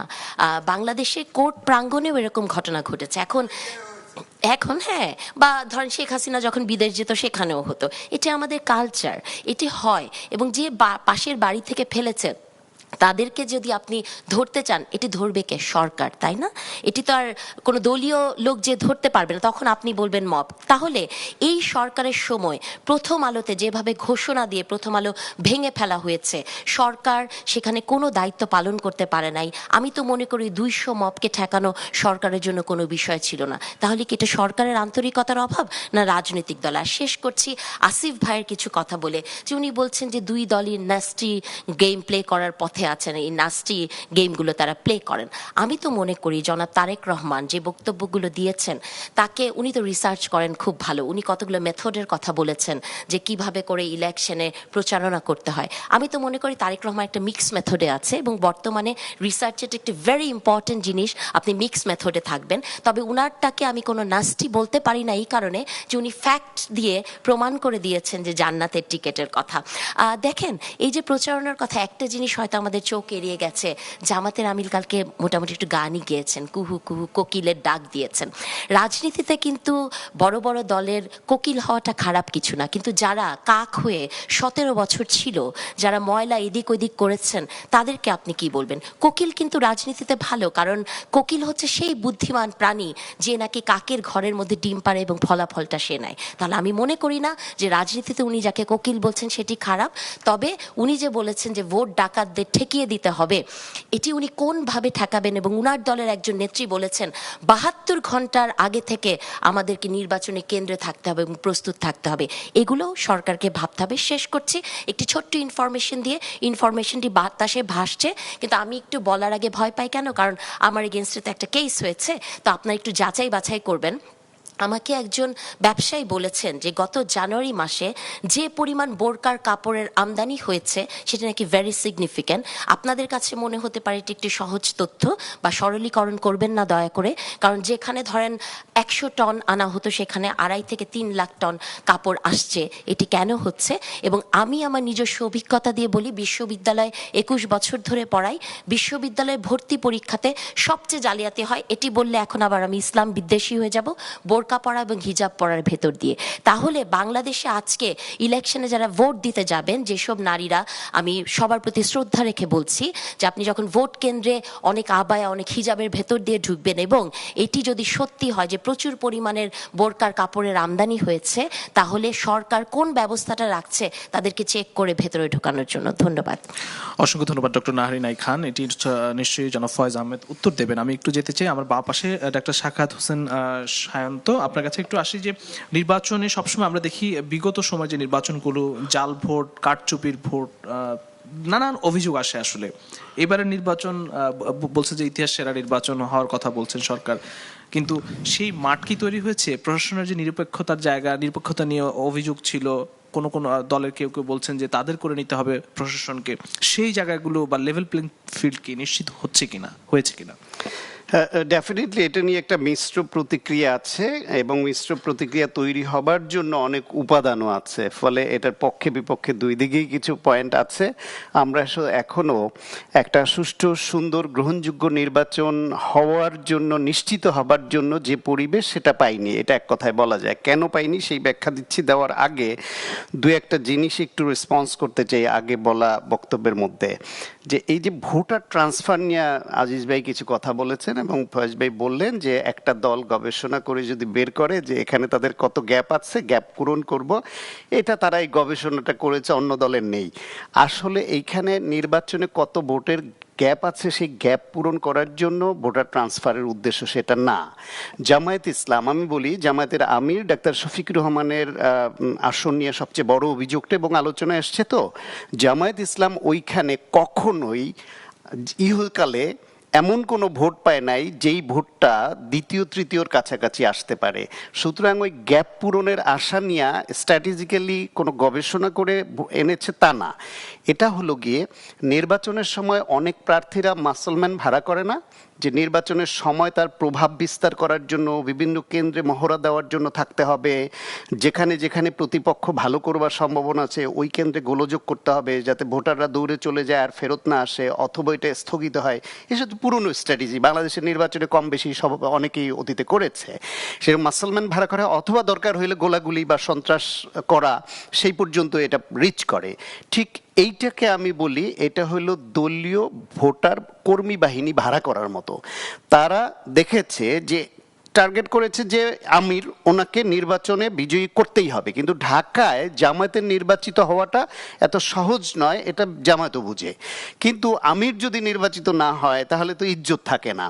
সেই জন্য সিলেটে ওনার অবস্থা আরো খারাপ, আগে যে নির্বাচন করেছে সেখানে অবস্থা আরো খারাপ। সেই ঢাকার একজন প্রার্থী, জামাতের প্রার্থী বলছে যে ঢাকায় অন্য কোনো দলকে তারা অবস্থান নিতে দিবে না।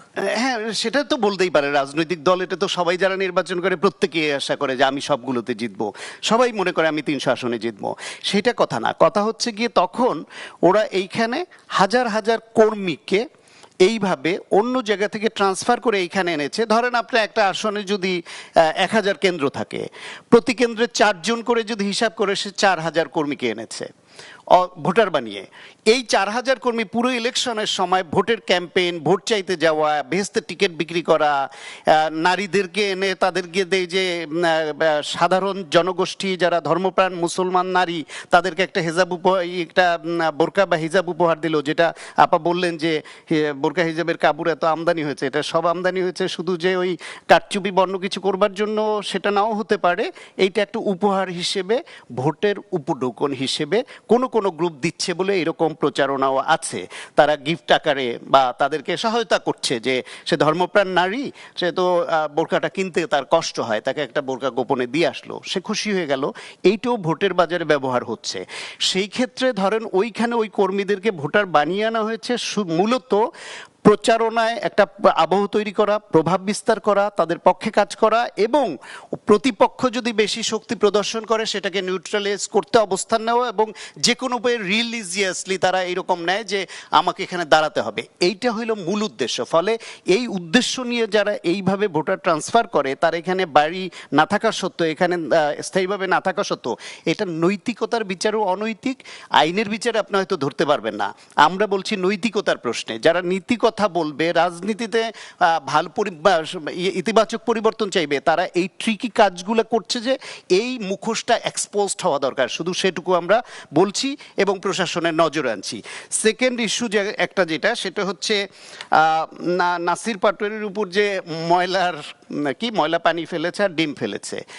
আমার মনে হয় নাসির পাটোয়ারি সফল হয়েছে, এটা তার চাওয়া ছিল, তার চাওয়া আরো বড় কিছু ছিল। আমি কিছুদিন আগে একটা টিভিতে এটা বলেছি যে ওর ওইখানে গিয়া নির্দিষ্ট কিছু জায়গায় গিয়ে প্রচারণা করার জন্য জায়গাটাকে সেট করা, এবং যে ধরনের ভাষা ব্যবহার করে প্রতিপক্ষকে ইরিটেট করবার জন্য, তাতে আমার মনে হয় ওর প্রতিদিন সকালে একটা প্রার্থনা নিয়ে বের হয় যে বিএনপির কর্মীরা আমার একটু মারুক, আমার গায়ে একটু হাত তুলে না কেন ওরা, কিন্তু অসীম ধৈর্য নিয়ে ওই যে হাদিকে গুলি করবার পরে মির্জা আব্বাস তার কর্মীদের নিয়ে হসপিটালে গিয়েছিলেন, যেরকম ধৈর্যের পরিচয় দিয়েছেন, ঠিক এইখানেও তার কর্মীরা ওই রকম ধৈর্যের পরিচয় দিচ্ছে। নাসির পাটোয়ারির এগুলাকে তারা আমলে নেয়নি, যদি আমলে নিত তাহলে আরো খারাপ কিছু ঘটতে পারত, যেটা নাসির পাটোয়ারির জন্য সহানুভূতি তৈরি করত, নির্বাচনে বিতর্ক তৈরি করত। সেই জন্য মির্জা আব্বাসের মতো ঢাকার শহরে তার রাজনীতি, তার প্রভাব প্রতিপত্তি সবাই জানেন, এই ধৈর্যটা তিনি দেখিয়েছেন। আর ছোট্ট একটা কথা বলি, নেগেটিভ প্রচারণা, শাহান ভাই যেটা বলছেন, নেগেটিভ প্রচারণা বলতে নেগেটিভ প্রচারণা নির্বাচনে হবে, প্রত্যেকে তার প্রতিপক্ষর দোষ ত্রুটি বের করে এবং সেটা দিয়ে তাকে ঘায়াল করবার চেষ্টা করে, এইটা যাতে মিথ্যা না হয়, আবার তার কাউন্টারও দিবে। এখন ধরেন একটা পক্ষ সারাক্ষণ অন্যের বিরুদ্ধে বলতেই থাকবে, সে এইটা আইডেন্টিফাই করে রেসপন্স করবে না? রেসপন্স করবে তো। একজন ভেস্তে টিকিট বিক্রি করতে থাকবে, আমি কি কাউন্টার দিব না? একজন এরকম রাজনৈতিক ভোট নেওয়ার জন্য উপঢৌকন নিতে থাকবে, আমি কি রেসপন্স করব না? একজনের ধর্মের অপব্যবহার করতেই থাকবে, আমি রেসপন্স করব না? একজন আমাকে ঢালাওভাবে চাঁদাবাজ দখলদার বলতেই থাকবে, আমি দিকে রাজাকার বলতে পারবো না? তাহলে এই যে তারেক রহমানের যে রেসপন্সটা, এই রেসপন্সটা জামায়াত ইসলাম ইনভাইট করেছে। সুতরাং জামাত ইনভাইট করেছে, তার রেসপন্স তারেক রহমান দিয়েছে, আবার জামাত দিবে। এইটা যেন সীমা লঙ্ঘন না করে এবং সহিংসতা সংঘর্ষের রূপ না নেয়। আমরা উভয়ের পক্ষের কথা শুনে আমরা জাজমেন্ট করে নিব, আমরা যোগ বিয়োগ করে নিব যে কার কথায় কতটা ভিত্তি আছে, কোনটা সত্য কোনটা মিথ্যা। জনগণ তার ভিত্তি তার সিদ্ধান্ত নিতে সহায়ক হবে। সুতরাং নেগেটিভ কথা বলতে পারবে না, এটা আমি মনে করি জি, না। ধন্যবাদ ডক্টর শাকাত হোসেন সায়ন্ত। আমি একটু ডক্টর আসিফ মোহাম্মদ শাহান আমার ডান পাশে রয়েছেন, আমি একটু যেতে চাই যে এখনো অস্ত্র উদ্ধার হয়নি, যেসব অস্ত্র লুট হয়েছিল, এবং আমরা এমনও গণমাধ্যমের খবর দেখছি যে সীমান্ত দিয়ে অস্ত্র ঢুকছে। সেক্ষেত্রে ত্রয়োদশ নির্বাচন, যে 12 ফেব্রুয়ারি নির্বাচন, সেটি শঙ্কা কতটা তৈরি করে? 3 মিনিটে যদি বলেন। ধন্যবাদ। আমি একটু পেছন থেকে শুরু করি। আমি গত কয়েকদিন বা গত ইস্যুতে আমি খুব শঙ্কায় পড়ে যাচ্ছি, একটা শঙ্কায় আমি পড়ছি এবং শঙ্কাটা আমার কাছে খুব রিয়েল মনে হচ্ছে। দেখুন, 2008 থেকে 2024 সময়কালে যদি দেখেন, সো সেখানে খুব বড় ধরনের পলিটিসাইজেশন হয়েছে, সব কিছু হয়েছে। সেই সময় আরেকটা বড় ঘটনা ঘটেছে, সেটা হচ্ছে সিভিল সোসাইটি আমরা যেটাকে বলি, বা সুশীল সমাজ আমরা যেটাকে বলি, সিভিল অর্গানাইজেশন যেগুলোকে আমরা বলি, সেটা নিজে পলিটিসাইজড হয়ে খুব নগ্নভাবে তখনকার যে সরকার তার পক্ষে অবস্থান নেওয়া শুরু করেছিল, যারা নেননি তারা বিপদে পড়েছিলেন, একটা সময় এসে পড়েছে।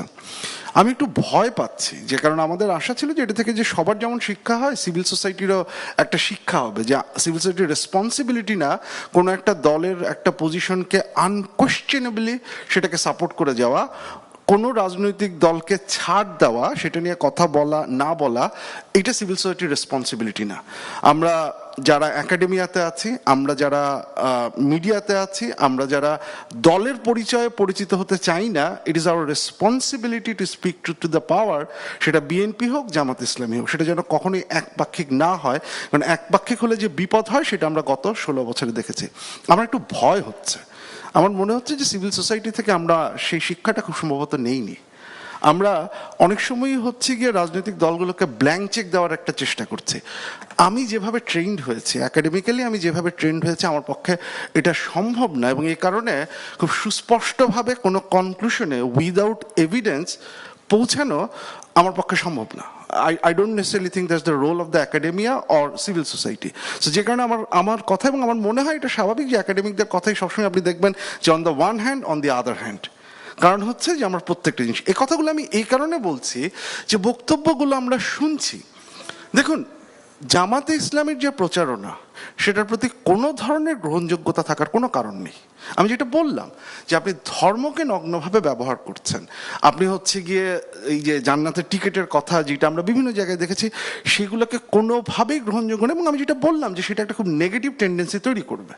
We definitely should address that, সেটা নিয়ে কথা বলা উচিত, সেটা নিয়ে ইলেকশন কমিশনের কাছে যাওয়া উচিত, সেটা নিয়ে রোল প্লে করা উচিত। কিন্তু সেইটা যদি আমরা করার সময় একই সাথে অন্য কোনো দল এই মামলা হামলার কথা বলে, সেটাকে যদি আমরা ডাউন প্লে করার চেষ্টা করি, সেই মোমেন্টে সিভিল সোসাইটি তার রেসপন্সিবিলিটি পালন করতে ফেল করছে। এটা হাসির ব্যাপার না, এটাকে লাইটলি নেওয়ার কোনো ব্যাপার না।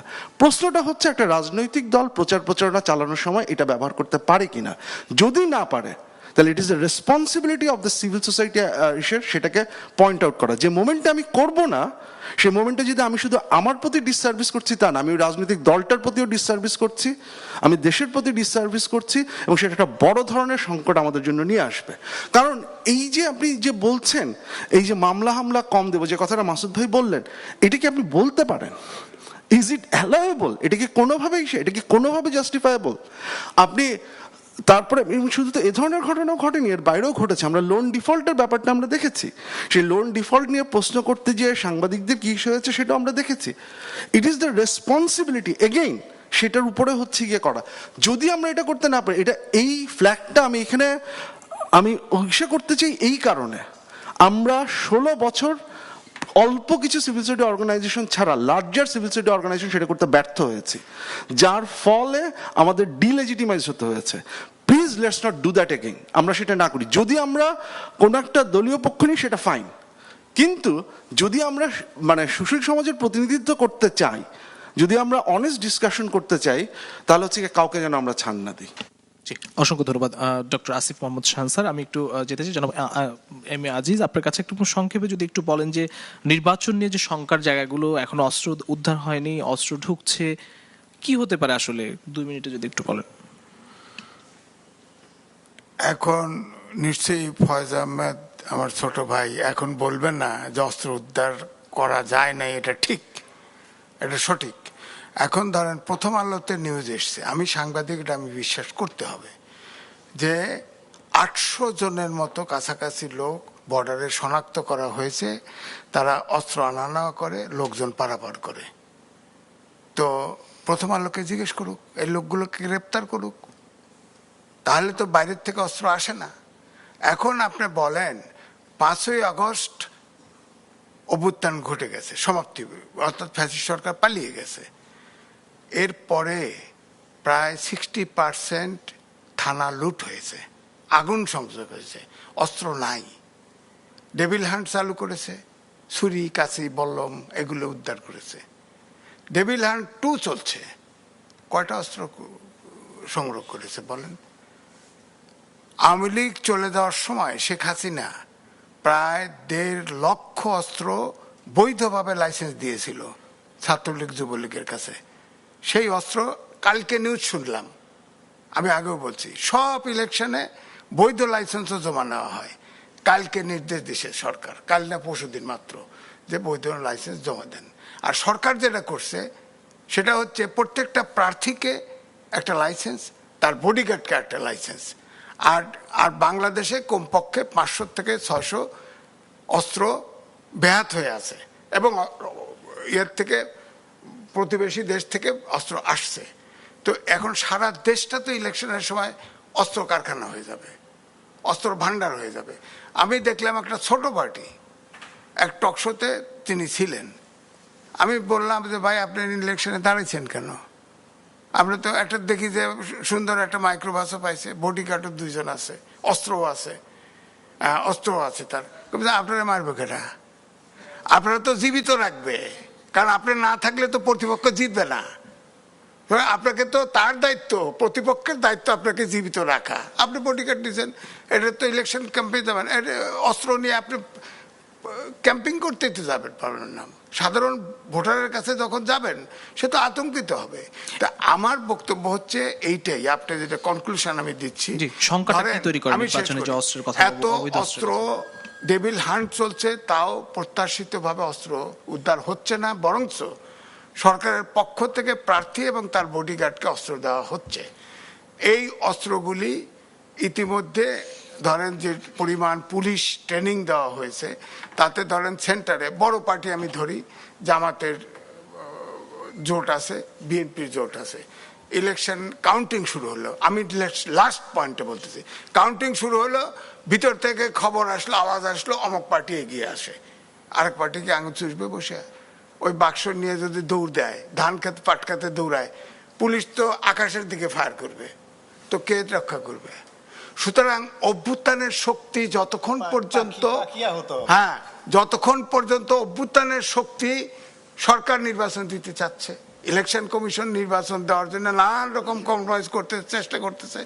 অভ্যুত্থানের শক্তি যদি গোলমাল করে, তাদের ভিতরে যদি একটা নিরপেক্ষ নির্বাচন করার মতো আন্তরিকতা না হয়, তৈরি না হয়, তাহলে এই ইলেকশন ডক্টর মোহাম্মদ ইউনূস যে বলেছেন ঐতিহাসিক, খারাপটা হলেও ঐতিহাসিক হয়, ভালোটা হলেও ঐতিহাসিক হয়, তবে খারাপটা হওয়ার সম্ভাবনাই বেশি।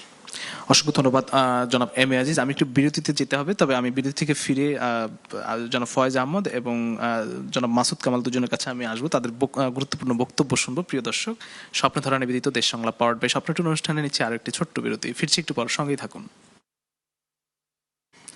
স্বপ্নধারা নিবেদিত দেশ সংলাপ পাওয়ার্ড বাই স্বপ্নটুন অনুষ্ঠানে আরো একবার স্বাগত জানাচ্ছি। আমি সরাসরি আলোচনায় যেতে চাই। আমি একটু যেতে চাই জনাব মাসুদ কামাল, আপনার কাছে। আমরা একটু আইন শৃঙ্খলা পরিস্থিতি নিয়ে কথা বলছিলাম। অনেক কথাই হচ্ছে, অনেক শঙ্কার জায়গাগুলো প্রচারণার আগে ছিল, প্রচারণা শুরু হলো 2 দিন হলো, সেরকম ভাবে আসলে যে আলোচনা উঠে আসলো সেই শঙ্কার জায়গা আমরা এখনো দেখিনি।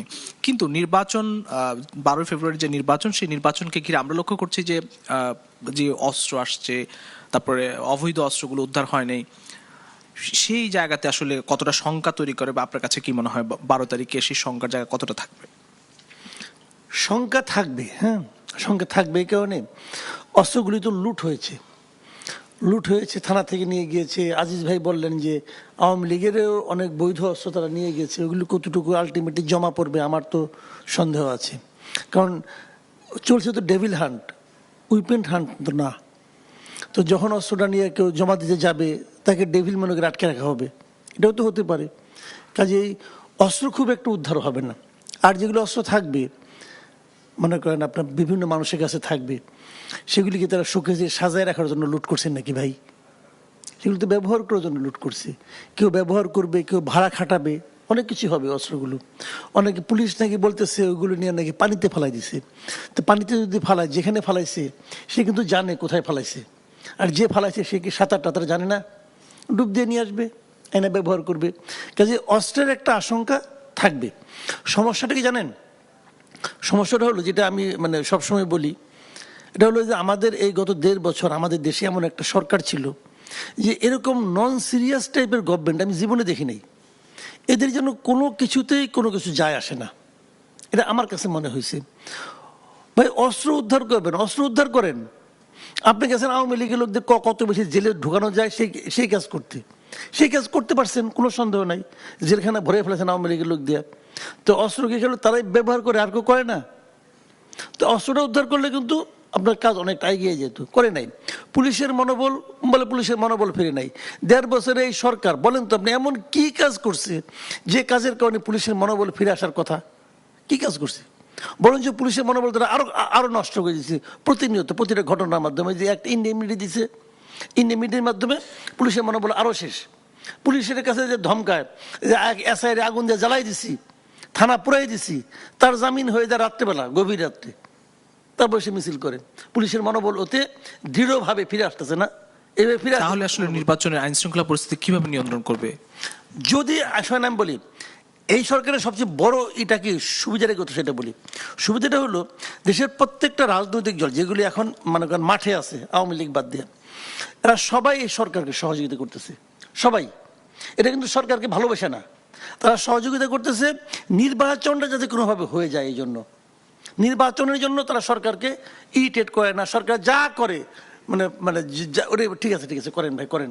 বুঝেন না, বিএনপি একটা দল, তো নিজের দলের একজন নেতাকে মেরে ফেলাইছে, মহাসচিব বিবৃতিতে কি বলে যে সরকারকে বিব্রত করার জন্য হত্যা করা হয়েছে। এটা যদি আওয়ামী লীগ আমলে হইতো, ধরেন আওয়ামী লীগের সঙ্গে বিএনপি দৌড়ের উপর ছিল, তখন যদি হইতো, তখন কি বলতো যে আওয়ামী লীগকে বিব্রত করার জন্য এই কাজটা হয়েছে করা? বলতো না।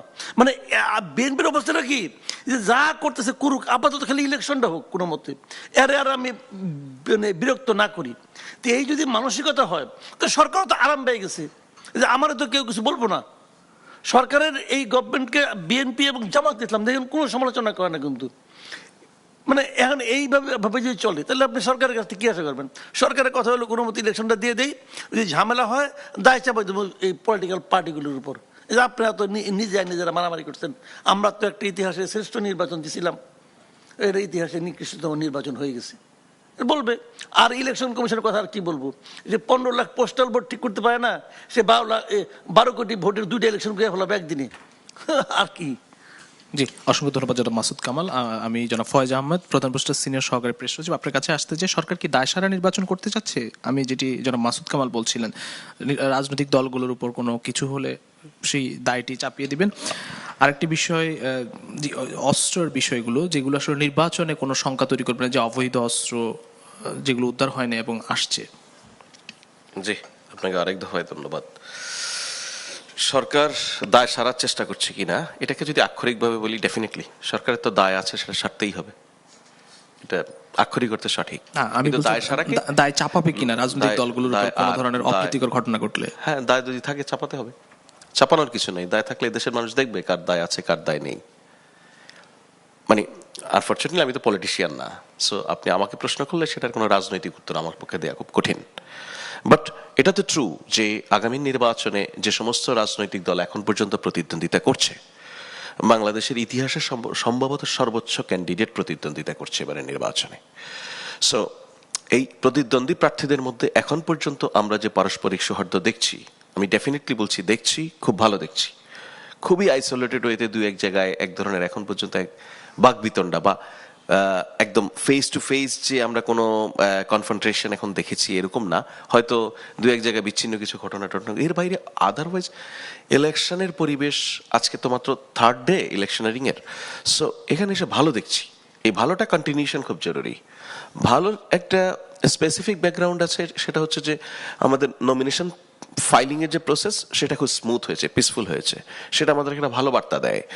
অন্তত পলিটিশিয়ানদের ক্ষেত্রে, যারা ইলেকশনে ক্যান্ডিডেট, যারা আগামী নির্বাচনে নির্বাচিত হয়ে জাতীয় সংসদে প্রতিনিধিত্ব করতে চান, তাদের মধ্যে একটা ট্রেন্ড তো পরিষ্কার, এরা প্রত্যেকেই মানুষের ভোটে নির্বাচিত হয়ে আসতে চান। কেউ পেশি শক্তি দিয়ে, কেউ রাতের বেলায় ভোট নিয়ে, কেউ বিনা প্রতিদ্বন্দ্বিতা, এই ধরনের প্রবণতা আমরা দেখছি না। সুতরাং একটা যে ট্রু ইলেকশন ভাইব, সেটা কিন্তু ইটসেলফ ক্যান্ডিডেটদের মধ্যে এবং ভোটারদের মধ্যে তৈরি হয়েছে। এবার এই ধরনের পেশি শক্তির ব্যবহার বন্ধ করতে পারবে সরকার? হ্যাঁ, পেশি শক্তি বন্ধ করার কোনো প্রয়োজন সরকারের আলাদা করে হয় না। সরকারের হয় ওই সরকার বা ইলেকশন কমিশনের হয় ওই কাজটা করা, ওই পরিবেশটা তৈরি করা, যাতে কেউ পেশি শক্তিকে গুরুত্বপূর্ণ মনে না করে ইলেকশনে জেতার জন্য। আমি এই চিন্তার এই নেতিবাচক জায়গায় থাকবোই বা কেন, যে আমার পেশি শক্তি দিয়ে ইলেকশনে জিততে হয়? যে মানুষ পেশি শক্তি দিয়ে ইলেকশনে জিততে চাইবেন, তার মানে সে ভোটের প্রতি আস্থা রাখতে পারছেন না। এখানে আমি আসিফ ভাই যেটা বলছিলেন, উনি একটা আফসোসের জায়গা থেকে বলছিলেন যে সিভিল সোসাইটির রেসপন্সিবিলিটি বা রোল নিয়ে কথা বলতে। আমি তো নিজে পেশাদার সাংবাদিক, এই পীড়া আমারও আছে যে আমরা সাংবাদিকদের মধ্যে দেখেছি যে সাংবাদিকরা দলীয় কর্মীর মতো আচরণ করে। আমরা সিভিল সোসাইটির লোকজনের মধ্যে দেখেছি দলীয় কর্মীর মতো আচরণ করে, বা তাদের যে সমস্ত বক্তব্য বয়ান, সেটা স্পষ্টতই উনাদের মতো জ্ঞান না থাকলেও ন্যূনতম জ্ঞান আছে এরকম মানুষেরা বুঝতে পারেন যে হি ইজ বায়াসড। তো এটা প্রথম দিকে আমাকে খুব আহত করতো যে এমন কেন হবে। পরে আমি আমার নিজের ভুলটা বুঝতে পারলাম যে উনারা আসলে পলিটিশিয়ান, উনারা সিভিল সোসাইটি অথবা সাংবাদিকতার ভান ধরেন, আর আমরা ওনাদেরকে সিভিল সোসাইটি অথবা সাংবাদিক ধরে নিয়ে আমরা হতাশ হচ্ছিলাম। এই সংখ্যাটা খুব সামান্য থাকবে। সুতরাং আগামীর সময়টাকে আপনার নিউট্রালি অ্যাজ ইট ইজ এই জায়গা থেকে জার্নালিজম করা, এই প্রশ্নটা করা, আপনি মিডিয়ার যেই ফ্রিডম, মিডিয়ার যেই অ্যাক্সেস, সেটাকে আপনি কাজে লাগান। দেখেন না, আপনি যেই অভিযোগগুলি এইভাবে পলিটিশিয়ানদের মুখে মুখে আছে, আপনি এগুলিকে চ্যালেঞ্জ করেন না কেন? আপনি এগুলিকে ডিবাং করার চেষ্টা করেন। আপনি ইউএস এর ইলেকশনে প্রেসিডেন্ট ক্যান্ডিডেট ট্রাম্প যতগুলি স্টেটমেন্ট দিয়েছে, তার প্রত্যেকটাকে অ্যানালাইসিস করা হয়েছে, কোনটা ট্রু কোনটা ফলস, সেগুলিতে রেড ফ্ল্যাগ করা হয়েছে। আপনারা এই জার্নালিজম করছেন না কেন? এটা তো অন্য বাস্তবতা। সুতরাং একটা ইলেকশন শুধুমাত্র সরকার, ইলেকশন কমিশন, ক্যান্ডিডেট তাদের রেসপন্সিবিলিটির মধ্যে ফেলে দেওয়ার কোনো সুযোগ নেই। সিভিল সোসাইটির ইটসেলফ রেসপন্সিবিলিটি আছে, মিডিয়ার আছে, সেই জায়গাগুলি দেখতে হবে। এবার আমি আপনাকে ছোট ছোট করে কিছু জায়গায় রিপ্লাই দেই। পোস্টাল ব্যালট নিয়ে একটা কথা হচ্ছে, পোস্টাল ব্যালটের ইলেকশন মুশকিল। দেখুন, পোস্টাল ব্যালট নিয়ে আলোচকরা কথা বলেছেন, কেউ কেউ আপনিও বলেছেন। আপনি বলছেন পোস্টাল ব্যালট যে একটা ভিডিও আপনি বলছেন কিছু ভিডিও ভাইরাল হয়েছে। শব্দটা কিছু, তার মানে কি একাধিক? আমি নিশ্চিত করে বলছি না, কিছু নয়, একটি ভিডিও ভাইরাল হয়েছে। সো আপনি ইনফরমেশন দেওয়ার ক্ষেত্রে যখন একটিকে কিছু বলবেন, যেমন আরেকটা হয়েছে না যে জামাতের লোকজন, আমি রাজনৈতিক দলের নাম ধরেই বললাম, জামাতের লোকজন সাম্প্রতিক সময়ে যখন ইলেকশন কমিশনের রিটার্নিং অফিসাররা মনোনয়ন পেপার যাচাই বাছাই করছিলেন, সে সময় একটা অভিযোগ তুলেছেন যে বিভিন্ন ভিডিও বের হচ্ছে যে সরকারি কর্মকর্তা কর্মচারীরা বিএনপির লোকজনের মনোনয়ন বৈধ হওয়ার পরে হাততালি দিচ্ছেন, বলেছে না? একটা ভিডিও, একটা পুলিশের সম্ভবত একজন কনস্টেবল র্যাঙ্কের লোক, উনি দাঁড়িয়েছিলেন, উনিও হাততালি দিয়েছেন এবং ইমিডিয়েটলি উনি নিজের জিহ্বায় নিজে কামড় দিয়েছেন। অর্থাৎ এই সেলফ রিয়েলাইজেশন আমরা ওই ভিডিওতে দেখতে পাই। সুতরাং তারপরেও পলিটিক্যালি আমাদের পলিটিক্যাল কালচার এখনো ওই উচ্চতায় চলে যায়নি যে এগুলিকে ইগনোর করে যাবে, বরঞ্চ এটাকে একটা ইস্যু হিসেবে নিয়ে সেটাকে একটা রাজনৈতিক বয়ান তৈরি করে কথা বলার চেষ্টা করেছেন। আপনি পোস্টাল ব্যালট সংক্রান্ত ওই একটি ভিডিওর বিষয়ে যেটা বলা হচ্ছে, সেটাতে ইলেকশন কমিশন অলরেডি এক্সপ্লেইন করেছে যে ওইটা একটা ওদের পোস্টাল সিস্টেমের কারণে একটা জায়গায় ওই পোস্টাল কোড ধরে ধরে সবগুলি ব্যালট যাচ্ছে, সেখান থেকে ডিস্ট্রিবিউট হচ্ছে। বলে দেওয়া হচ্ছে যে পোস্টাল ব্যালটের ক্ষেত্রে এখন ধরুন, আমি জানি না আপনারা কেউ পোস্টাল ব্যালটের যেই অ্যাপ রয়েছে সেই অ্যাপটাকে অ্যানালাইসিস করে দেখেছেন কিনা। এটা ইম্পসিবল। পোস্টাল ব্যালটে একজনের ব্যালট আরেকজন নিয়ে ভোট দিয়ে দেওয়া ভাবাই যায় না, এটা সম্ভব না। টোটাল সিস্টেমটা উনি খুলতে পারবেন, উনি কিউআর কোড স্ক্যানিং এর মাধ্যমে এটা কাজ করবেন, উনি ভোট দিবেন, উনি খামে ভরবেন, উনি এটা সেন্ড করতে হবে এবং উনাকে স্ক্যান করে উনার পার্টিকুলার ন্যাশনাল আইডি কার্ড দিয়ে এই কাজটা করতে হবে। সুতরাং বললেই যে হয়ে গেল তা না। এখন আপনি একটা সিস্টেম বাংলাদেশ প্রথমবারের মতো ইন্ট্রোডিউস করলো যে আমাদের প্রবাসীদেরকে এই ভোটার তালিকায় ভোট কাস্টিং এর প্রক্রিয়ার মধ্যে নিয়ে আসার চেষ্টা করা হচ্ছে। এই পোস্টাল ব্যালটের পদ্ধতি আমাদের আরপিওতে বা আমাদের নির্বাচনের পদ্ধতিতে অতীতেও ছিল, কিন্তু এটার প্রয়োগ ঘটেনি। সো এইটাকে কিভাবে প্রয়োগ ঘটানো হবে সেটার জন্য একটা সিস্টেম ডেভেলপ করা হলো। আমাদের প্রতিবেশী কয়েকটা রাষ্ট্র পরিষ্কার সরকারকে বলেছে বা এই আমাদেরকে মেসেজ দিয়েছে, সরকারকেই জানিয়েছে, তারা বিষয়টা নিবিড়ভাবে পর্যবেক্ষণ করছে।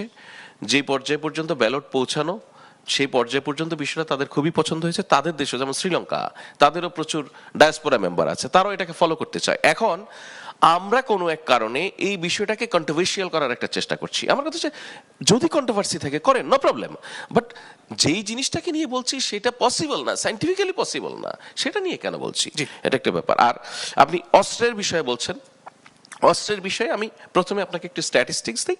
সেটা হচ্ছে যে জুলাই অভ্যুত্থানকালে 5 আগস্ট যেটা থানাগুলি থেকে অস্ত্র লুট হওয়ার ঘটনা, সেটার সংখ্যা হচ্ছে 3619।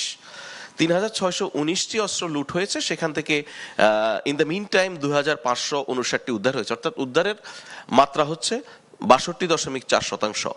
বাট এটাতে অন্তত নাগরিক হিসেবে আমি মনে করি না সন্তুষ্টির জায়গা আছে। আমি এই জায়গায় মাসুদ কামাল ভাই এবং আজিজ ভাই যে কনসার্নটা এক্সপ্রেস করেছেন, আমি ওনাদের কনসার্নের সঙ্গে আমার নিজেরও একই কনসার্ন। আমি সরকারের চাকরি করলেই যে সেটাকে কোনোভাবে জাস্টিফাই করা রয়ে আছে আমি এটা মনে করি না। একটি অস্ত্র বাহিরে থাকা মানে এটা আমার আপনার প্রত্যেকের জন্য ঝুঁকি। সো এই ঝুঁকির কিভাবে আপনি নিউট্রালাইজ করবেন সেটা দুটো ওয়ে। একটা হচ্ছে আপনি এটাকে রিকভার করে ফেলা, এইটা একটা প্রক্রিয়ার বিষয়। আমি রিকভার করব সিদ্ধান্ত নিলাম, আর অস্ত্র যে নিয়ে আছে সে আমাকে দৌড়ে এসে দিয়ে দেবে, বিষয়টা এরকম নয়। সেই চেষ্টাটা যেমন থাকতে হবে, অপর একটি মেকানিজম থাকতে হবে সেটাকে ইউজ যেন হতে না পারে। তো সরকার এই দুইটা বিষয়ে আন্তরিকভাবে চেষ্টা করছে। আমি হোপফুল, আমাদের ইলেকশনকে সামনে রেখে আমরা অনেক আশঙ্কার কথা বলছি, বাট আমাদের এই আশঙ্কার কথাগুলি বারবার বলার মধ্য দিয়ে সরকারের উপরে যে চাপটা তৈরি হয়, বাহিনীগুলির উপরে যে চাপটা তৈরি হয়, এটারও একটা ইতিবাচক প্রতিফলন ঘটবে এবং যারা রেসপন্সিবিলিটি নিয়ে কাজ করছেন তারাও তাদের প্রপার রেসপন্সিবিলিটি দেখাবেন। অসংখ্য ধন্যবাদ জনাব ফয়েজ আহমেদ। আমি একটু ডক্টর নাহরিন আই খান আপনার কাছে আসতে চাই। এবারের নির্বাচন, ত্রয়োদশ নির্বাচন, সেটি বহুল কাঙ্ক্ষিত নির্বাচন, গণঅভ্যুত্থান পরবর্তী নির্বাচন বলা হয়ে থাকে, অনেক সংস্কারের কথা বলা হয়েছে, সবচেয়ে ভালো নির্বাচন করবেন, সরকার সেই প্রতিশ্রুতি দিচ্ছেন। বিগত সময়ের নির্বাচনের সঙ্গে এবারের নির্বাচনের এখন পর্যন্ত কি পার্থক্য দেখেন, কেমন নির্বাচন হবে একটু সংক্ষেপে যদি বলেন। আচ্ছা, তার আগে একটা প্রশ্নের উত্তর দিতেই হবে যে আসিফ শাহান ভাই মামলা হামলা নিয়ে বললেন এবং সিভিল সোসাইটির কথা বললেন। সিভিল সোসাইটি কি সবসময় একাডেমিক বইয়ের ভাষায় কথা বলবে? সিভিল সোসাইটি লাইট টোনেও কথা বলতে পারে। উনি হয়তো আমার কথাটি ঠিক মতো বুঝতে পারেননি। যেটা আমি বলতে চাচ্ছিলাম যে মাসুদ কামাল ভাই যেটি বলেছেন, আমি একটু রেটরিক করে কথা বলার চেষ্টা করেছি। আমি আসলে বোঝাতে চেয়েছিলাম যে সকালের শুরুতে মাসুদ ভাই একটু নরম ছিলেন। উনি বলেছেন যে বেহেশতের টিকিট বিক্রি তেমন কোনো জটিল কিছু নয়, উনি সরলীকরণ করেছেন। আমার বক্তব্যটা ছিল ওই জায়গাতে যে বেহেশতের টিকিটগুলো বিক্রি হয় বাংলাদেশের প্রত্যন্ত অঞ্চলের নারীদের কাছ থেকে, এবং যে পুরুষ নারীদের তো আর মামলা হামলার ভয় আপনি দেখাতে পারবেন না। সো এই জায়গাটা ভেরি সিগনিফিক্যান্ট, এবং আমি মনে করি গত 17 বছর জামাতে ইসলামী যেভাবে করে নারীদের দোরগোড়ায় পেনেট্রেট করেছেন সেটার একটা রিফ্লেকশন থাকতেই পারে। সো সিভিল সোসাইটি বলে আমরা সবসময় একটা কথা বলি, সিভিল সোসাইটি কি ভোট দেয় না? নিশ্চয়ই দেয়, কাউকে না কাউকে দিবে। এখন সিভিল সোসাইটির কোনো একটা বক্তব্য যদি আপনার পক্ষে না যায়, আপনি তাকে দালাল ট্যাগ দেন, এটা আমরা সব সময় দেখি। সো আমি আশা করব যে আমাদের প্রত্যেকের এই ধারণা থেকে বের হতে হবে। যে কথাটি বললেন যে ইলেকশনের পার্থক্য গত থেকে, আসলে 17 বছর ইলেকশনের সাথে তুলনা করার মতো বয়সও এখন আমার নাই, কারণ কোন সময় ইলেকশন দেখেছি কি দেখেছি করতে পারছি না। তবে এইখানে একটি কথা বলতে চাই, সেটা হলো যে যেটা প্রবাসী ভোট নিয়ে কথা হচ্ছে, যেটি ফয়েজ ভাই বললেন, ফয়েজ ভাই সব কথা ঠিক আছে, একটা ভিডিও হয়তো সেটাই রিয়েল ভিডিও, একটা খুনের ভিডিও একটাই যথেষ্ট, এবং সেটাকে ভালো করে দেখতে হবে। তবে প্রশ্নটা হচ্ছে 15 লক্ষ যে প্রবাসী ভোট আছে, এমনও কিছু কেন্দ্র আছে যেখানে 3000 4000 প্রবাসী ভোট আছে। অনেক সময় ইলেকশনে কিন্তু 400-500 ভোটের মানে ব্যবধানে মানুষ হেরে যেতে পারে। সেখানে সরকারের প্রিকশনটা কি হবে?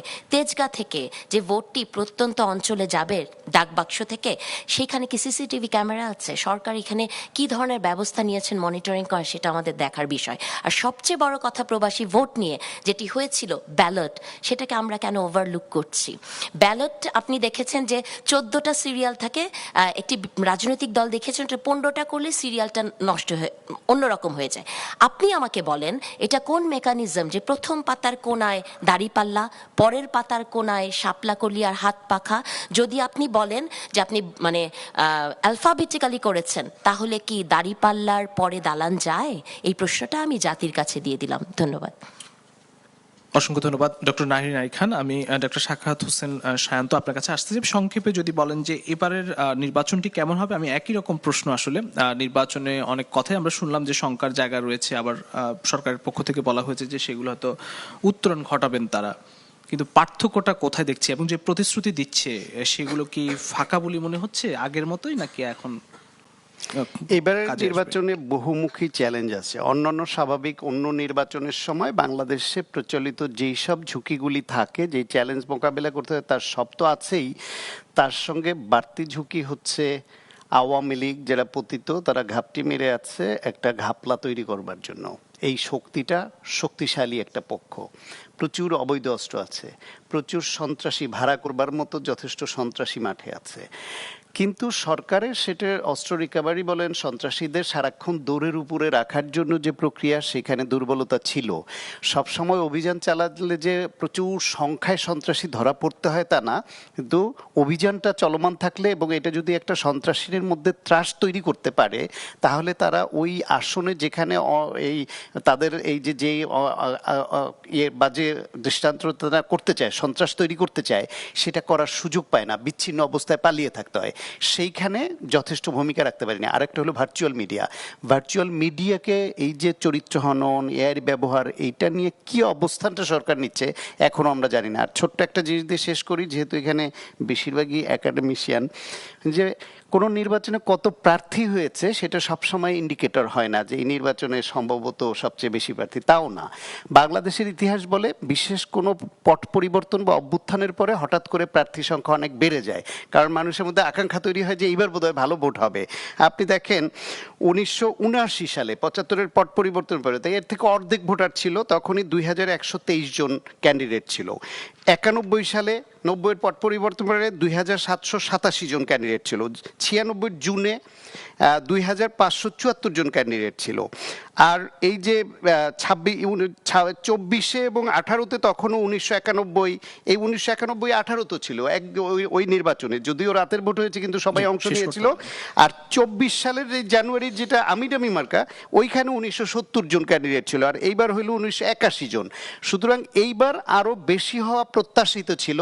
হয়তো সেই রকম গণতান্ত্রিক আকাঙ্ক্ষা, সুষ্ঠু নির্বাচন হওয়া, এই প্রতিযোগিতার মনোভাবটা আমরা কোনোভাবে তৈরি করতে ব্যর্থ হয়েছি। ধন্যবাদ। ধন্যবাদ ডক্টর সাখাওয়াত হোসেন সায়ন্ত। আমি একটু ডক্টর আসিফ মোহাম্মদ শাহান স্যার আপনার কাছে একটু আসি, যে নির্বাচনে যে শঙ্কার জায়গাগুলো রয়েছে সেই জায়গায় আসলে উত্তরণ কতটা ঘটাতে পারবে সরকার, বা এখন পর্যন্ত পরিস্থিতি কেমন দেখছেন, শেষ কথা যদি বলেন। ধন্যবাদ। আমি একটু, যেহেতু সিভিল সোসাইটির রোল নিয়ে কথা আছে, আমি জাস্ট একটু সংক্ষেপে রেসপন্ড করে দিই এখানে। দেখুন, ভোট দেওয়া আর সেটার অনুযায়ী হচ্ছে গিয়ে মানে নিরপেক্ষতা ডিফাইন করা দুই জিনিস। একজন নির্বাচন কমিশনের যিনি এসে তিনিও ভোট দিতে পারেন, কিন্তু তার দায়িত্ব যেটা বললাম স্পিকিং টু দ্য পাওয়ার, সেটা আমি করছি কিনা সেটা ইম্পর্টেন্ট। এবং জাস্ট ছোট্ট একটা লাইন যে দেখুন, আমি যদি গবেষক হই, আমি যদি মানে আপনি গুণগতই করেন আর পরিমাণগতই করেন, একজনের সাথে বক্তব্যের ভিত্তিতে আমি যদি একটা কনক্লুশন ড্র করে সেটাকে হাইপারবোল করে প্রেজেন্ট করি, তাহলে আমি অন্তত অ্যাটলিস্ট আমি মানে নিজের কি পরিচয় সেটা নিয়ে একটু ইসে থাকবে। সো আমার কাছে মনে হয় যে এটা আমাদের রেসপন্সিবিলিটি যে আমরা এটা বলবো, কারণ যদি আমরা ওরকম হয় তাহলে একটা ডিসসার্ভিস হয়ে যায় যেটা ইসে করে। এখন নির্বাচনের যে পরিবেশ এবং সেই সংক্রান্ত যেই ব্যাপারটা, দেখুন এই ক্ষেত্রে আমি এই সরকারের আমি এসব দুর্বলতা দেখি, এই সরকারের অনেক সমস্যা দেখি। এই সরকারের যিনি স্বরাষ্ট্র উপদেষ্টা, আমার মনে হয় তার ব্যাপারে আর নতুন করে বলবার কিছু নেই, তাকে না সরানোর ইস্যু যেটা সেটার ভিত্তিতে। কিন্তু এই প্রেক্ষিতে যেটা বললাম আমি, যে এখানে সরকার তার দায়িত্ব কতটুকু পালন করতে পারবে সেটা নিয়ে আমার একটা সংশয় আছে। এবং একই সাথে রাজনৈতিক দলগুলো, যেটা আমি একদম শুরুতে বলেছিলাম যে আপনার যেই ক্যাম্পেইনটা সেটা যদি কনফ্রন্টেশনের দিকে চলে যায়, তাহলে এই অলরেডি উইক সরকারের উপর এটা আরো বাড়তি প্রেশার ক্রিয়েট করবে এবং সরকার সেটা সামলাতে পারবেন কিনা আমি ঠিক নিশ্চিত। ধন্যবাদ ডক্টর আসিফ মাহমুদ শাহান। এবং আমি জনাব এম এ আজিজ, এক মিনিটে যদি বলেন যে আসলে নির্বাচনের যে কেন্দ্র 43,000 কেন্দ্রের মধ্যে আগে থেকে বলা হয়েছিল যে 67% ঝুঁকিপূর্ণ, সেই জায়গায় আসলে ঝুঁকিমুক্ত করার প্রচেষ্টা বা কতটা দেখছেন এবং কেমন হবে নির্বাচন? এক মিনিটে দেখেন, আমার কাছে ইলেকশন কমিশন একজন ব্যাংক ডিফল্টার তাকে অনুমতি দিছে নির্বাচন করার। এরপরে আমরা শুনেছি টাকাটা দিয়ে দিন। এটা কি কোনোদিন শুনেছেন? এ যাবৎকালে জন্মর পরে বাংলাদেশে শুনেছেন যে একজন ব্যাংক ডিফল্টার আইনে আছে, সে ইলেকশন করতে পারবে না, দ্বৈত নাগরিক ইলেকশন করতে পারবে না। এখন ডিফল্টারকে ছাড় দিয়ে তাকে বলতেছে এবার টাকাটা দিয়ে দিন, ছেড়ে দিলাম, টাকাটা দিয়ে দিন। এই জায়গায় যদি সরকারের বা ইলেকশন কমিশনের এই ধরনের আচরণ থাকে, আগে যে জিনিসগুলো আলোচনা করছি এই আলোচনাগুলো অ্যাড্রেস করার ক্ষমতা এই সরকারের নাই। শেষ করতে হবে। এই জন্য আমি বলছি। আর আমি আরেকটা কথাই বলতেছি যে ধরেন আমার ছোট ভাই ফয়েজ আহমেদ যেটা বললো যে একটা দেশের ভিডিও ভাইরাল হয়েছে, আমার কাছে 3টা দেশের ভিডিও আছে। আমি এখনো না, ধন্যবাদ। আমি শেষ করি। আমার হাতে সময় নেই। 71 একটা লাইভ টেলিভিশন করেছে, প্রোগ্রাম করেছে এ ব্যাপারে। আমি যে পয়েন্টগুলো করেছি তারপরে ওনাকে দেব, আমি এটা দেব। আর 3 হচ্ছে যে আপনার, আমি বললাম তো নয়া দিগন্ত, বাসস, প্রথম আলো। জি ধন্যবাদ। আমার হাতে সময় একেবারেই নেই। আমি অসংখ্য ধন্যবাদ আপনাকে। আমি একটু জনাব মাসুদ কামাল, 1 মিনিটে যদি আপনি শেষ করেন যে এবার নির্বাচনটি কেমন হতে যাচ্ছে, 1 মিনিটে যদি বলেন। দেখেন, একটা জিনিস হলো কি, আপনার অস্ত্র বাইরে আছে, অনেক কিছু আছে, একটা বিক্ষুব্ধ দলও আছে যাদের নির্বাচন করতে দেওয়া হয় নাই। এখন এগুলো যদি সক্রিয় হয়, এই নির্বাচন ভালো হবে না, নির্বাচন খারাপ হবে। আর যদি এরা সক্রিয় না হয় তাহলে নির্বাচন ভালো হবে। এবং সক্রিয় না হওয়ার সম্ভাবনা আমি দেখি বেশি। কাজে আমার মনে হয় নির্বাচন খুব একটা, কারণ আওয়ামী লীগও চায় যে কোনো মতে এই গভর্নমেন্ট যাক, নতুন একটা পলিটিক্যাল গভর্নমেন্ট আসুক, যে কারণে আমার মনে হয় নির্বাচনটা ভালোই হয়ে যাবে। অসংখ্য ধন্যবাদ জনাব মাসুদ কামাল। 1 মিনিটে যদি শেষ করেন জনাব ফয়েজ আহমেদ, একদম শেষ কথা, কেমন হবে নির্বাচন বা সরকার সেই জায়গায় আসলে কতটা দায়িত্ব পালন করতে পারবে? না, আমাকে জিজ্ঞেস করলে তো আমি নিঃসন্দেহে ভালো বলবো। এই প্রশ্নটা আমার মনে হয় আপনি আমি প্রত্যাশা করি একদম নাগরিক হিসেবে সত্য কথা বলি, সেটা হচ্ছে আপনাদের এই আয়োজনে এখন আপনারা এটাকে আরো মাঠ পর্যায়ে নিয়ে যান। ইনফ্যাক্ট আপনারা করছেনও, ক্যান্ডিডেটদেরকে মুখোমুখি বসান, তাদের মধ্যে ওই দূরত্বটা না হোক, যেন তারা একে অপরকে না চেনার মতো আচরণ করেন। কারণ আমি সবসময় একটা কথা বলি, যেই রাজনৈতিক প্রতিদ্বন্দ্বীরা এখন একে অপরের প্রতিদ্বন্দ্বী হয়েছেন এই নির্বাচনে, তারা একসঙ্গে জেলে ছিলেন একই কামরায়, তারা একসঙ্গে ধান খেতে লুকিয়েছিলেন গভীর রাতে, মাঝ নদী দিকে আশ্রয় নিয়েছেন, একসঙ্গে মরেছেন। সুতরাং তাদের মধ্যে আমরা এমন কোনো সংঘাতপূর্ণ সম্পর্ক এই ভোটকে সামনে রেখে দেখতে চাই না, যেটা একটা অভ্যুত্থান পরবর্তী নির্বাচনের টোটাল আবেদনটাকে নষ্ট করে দেয়।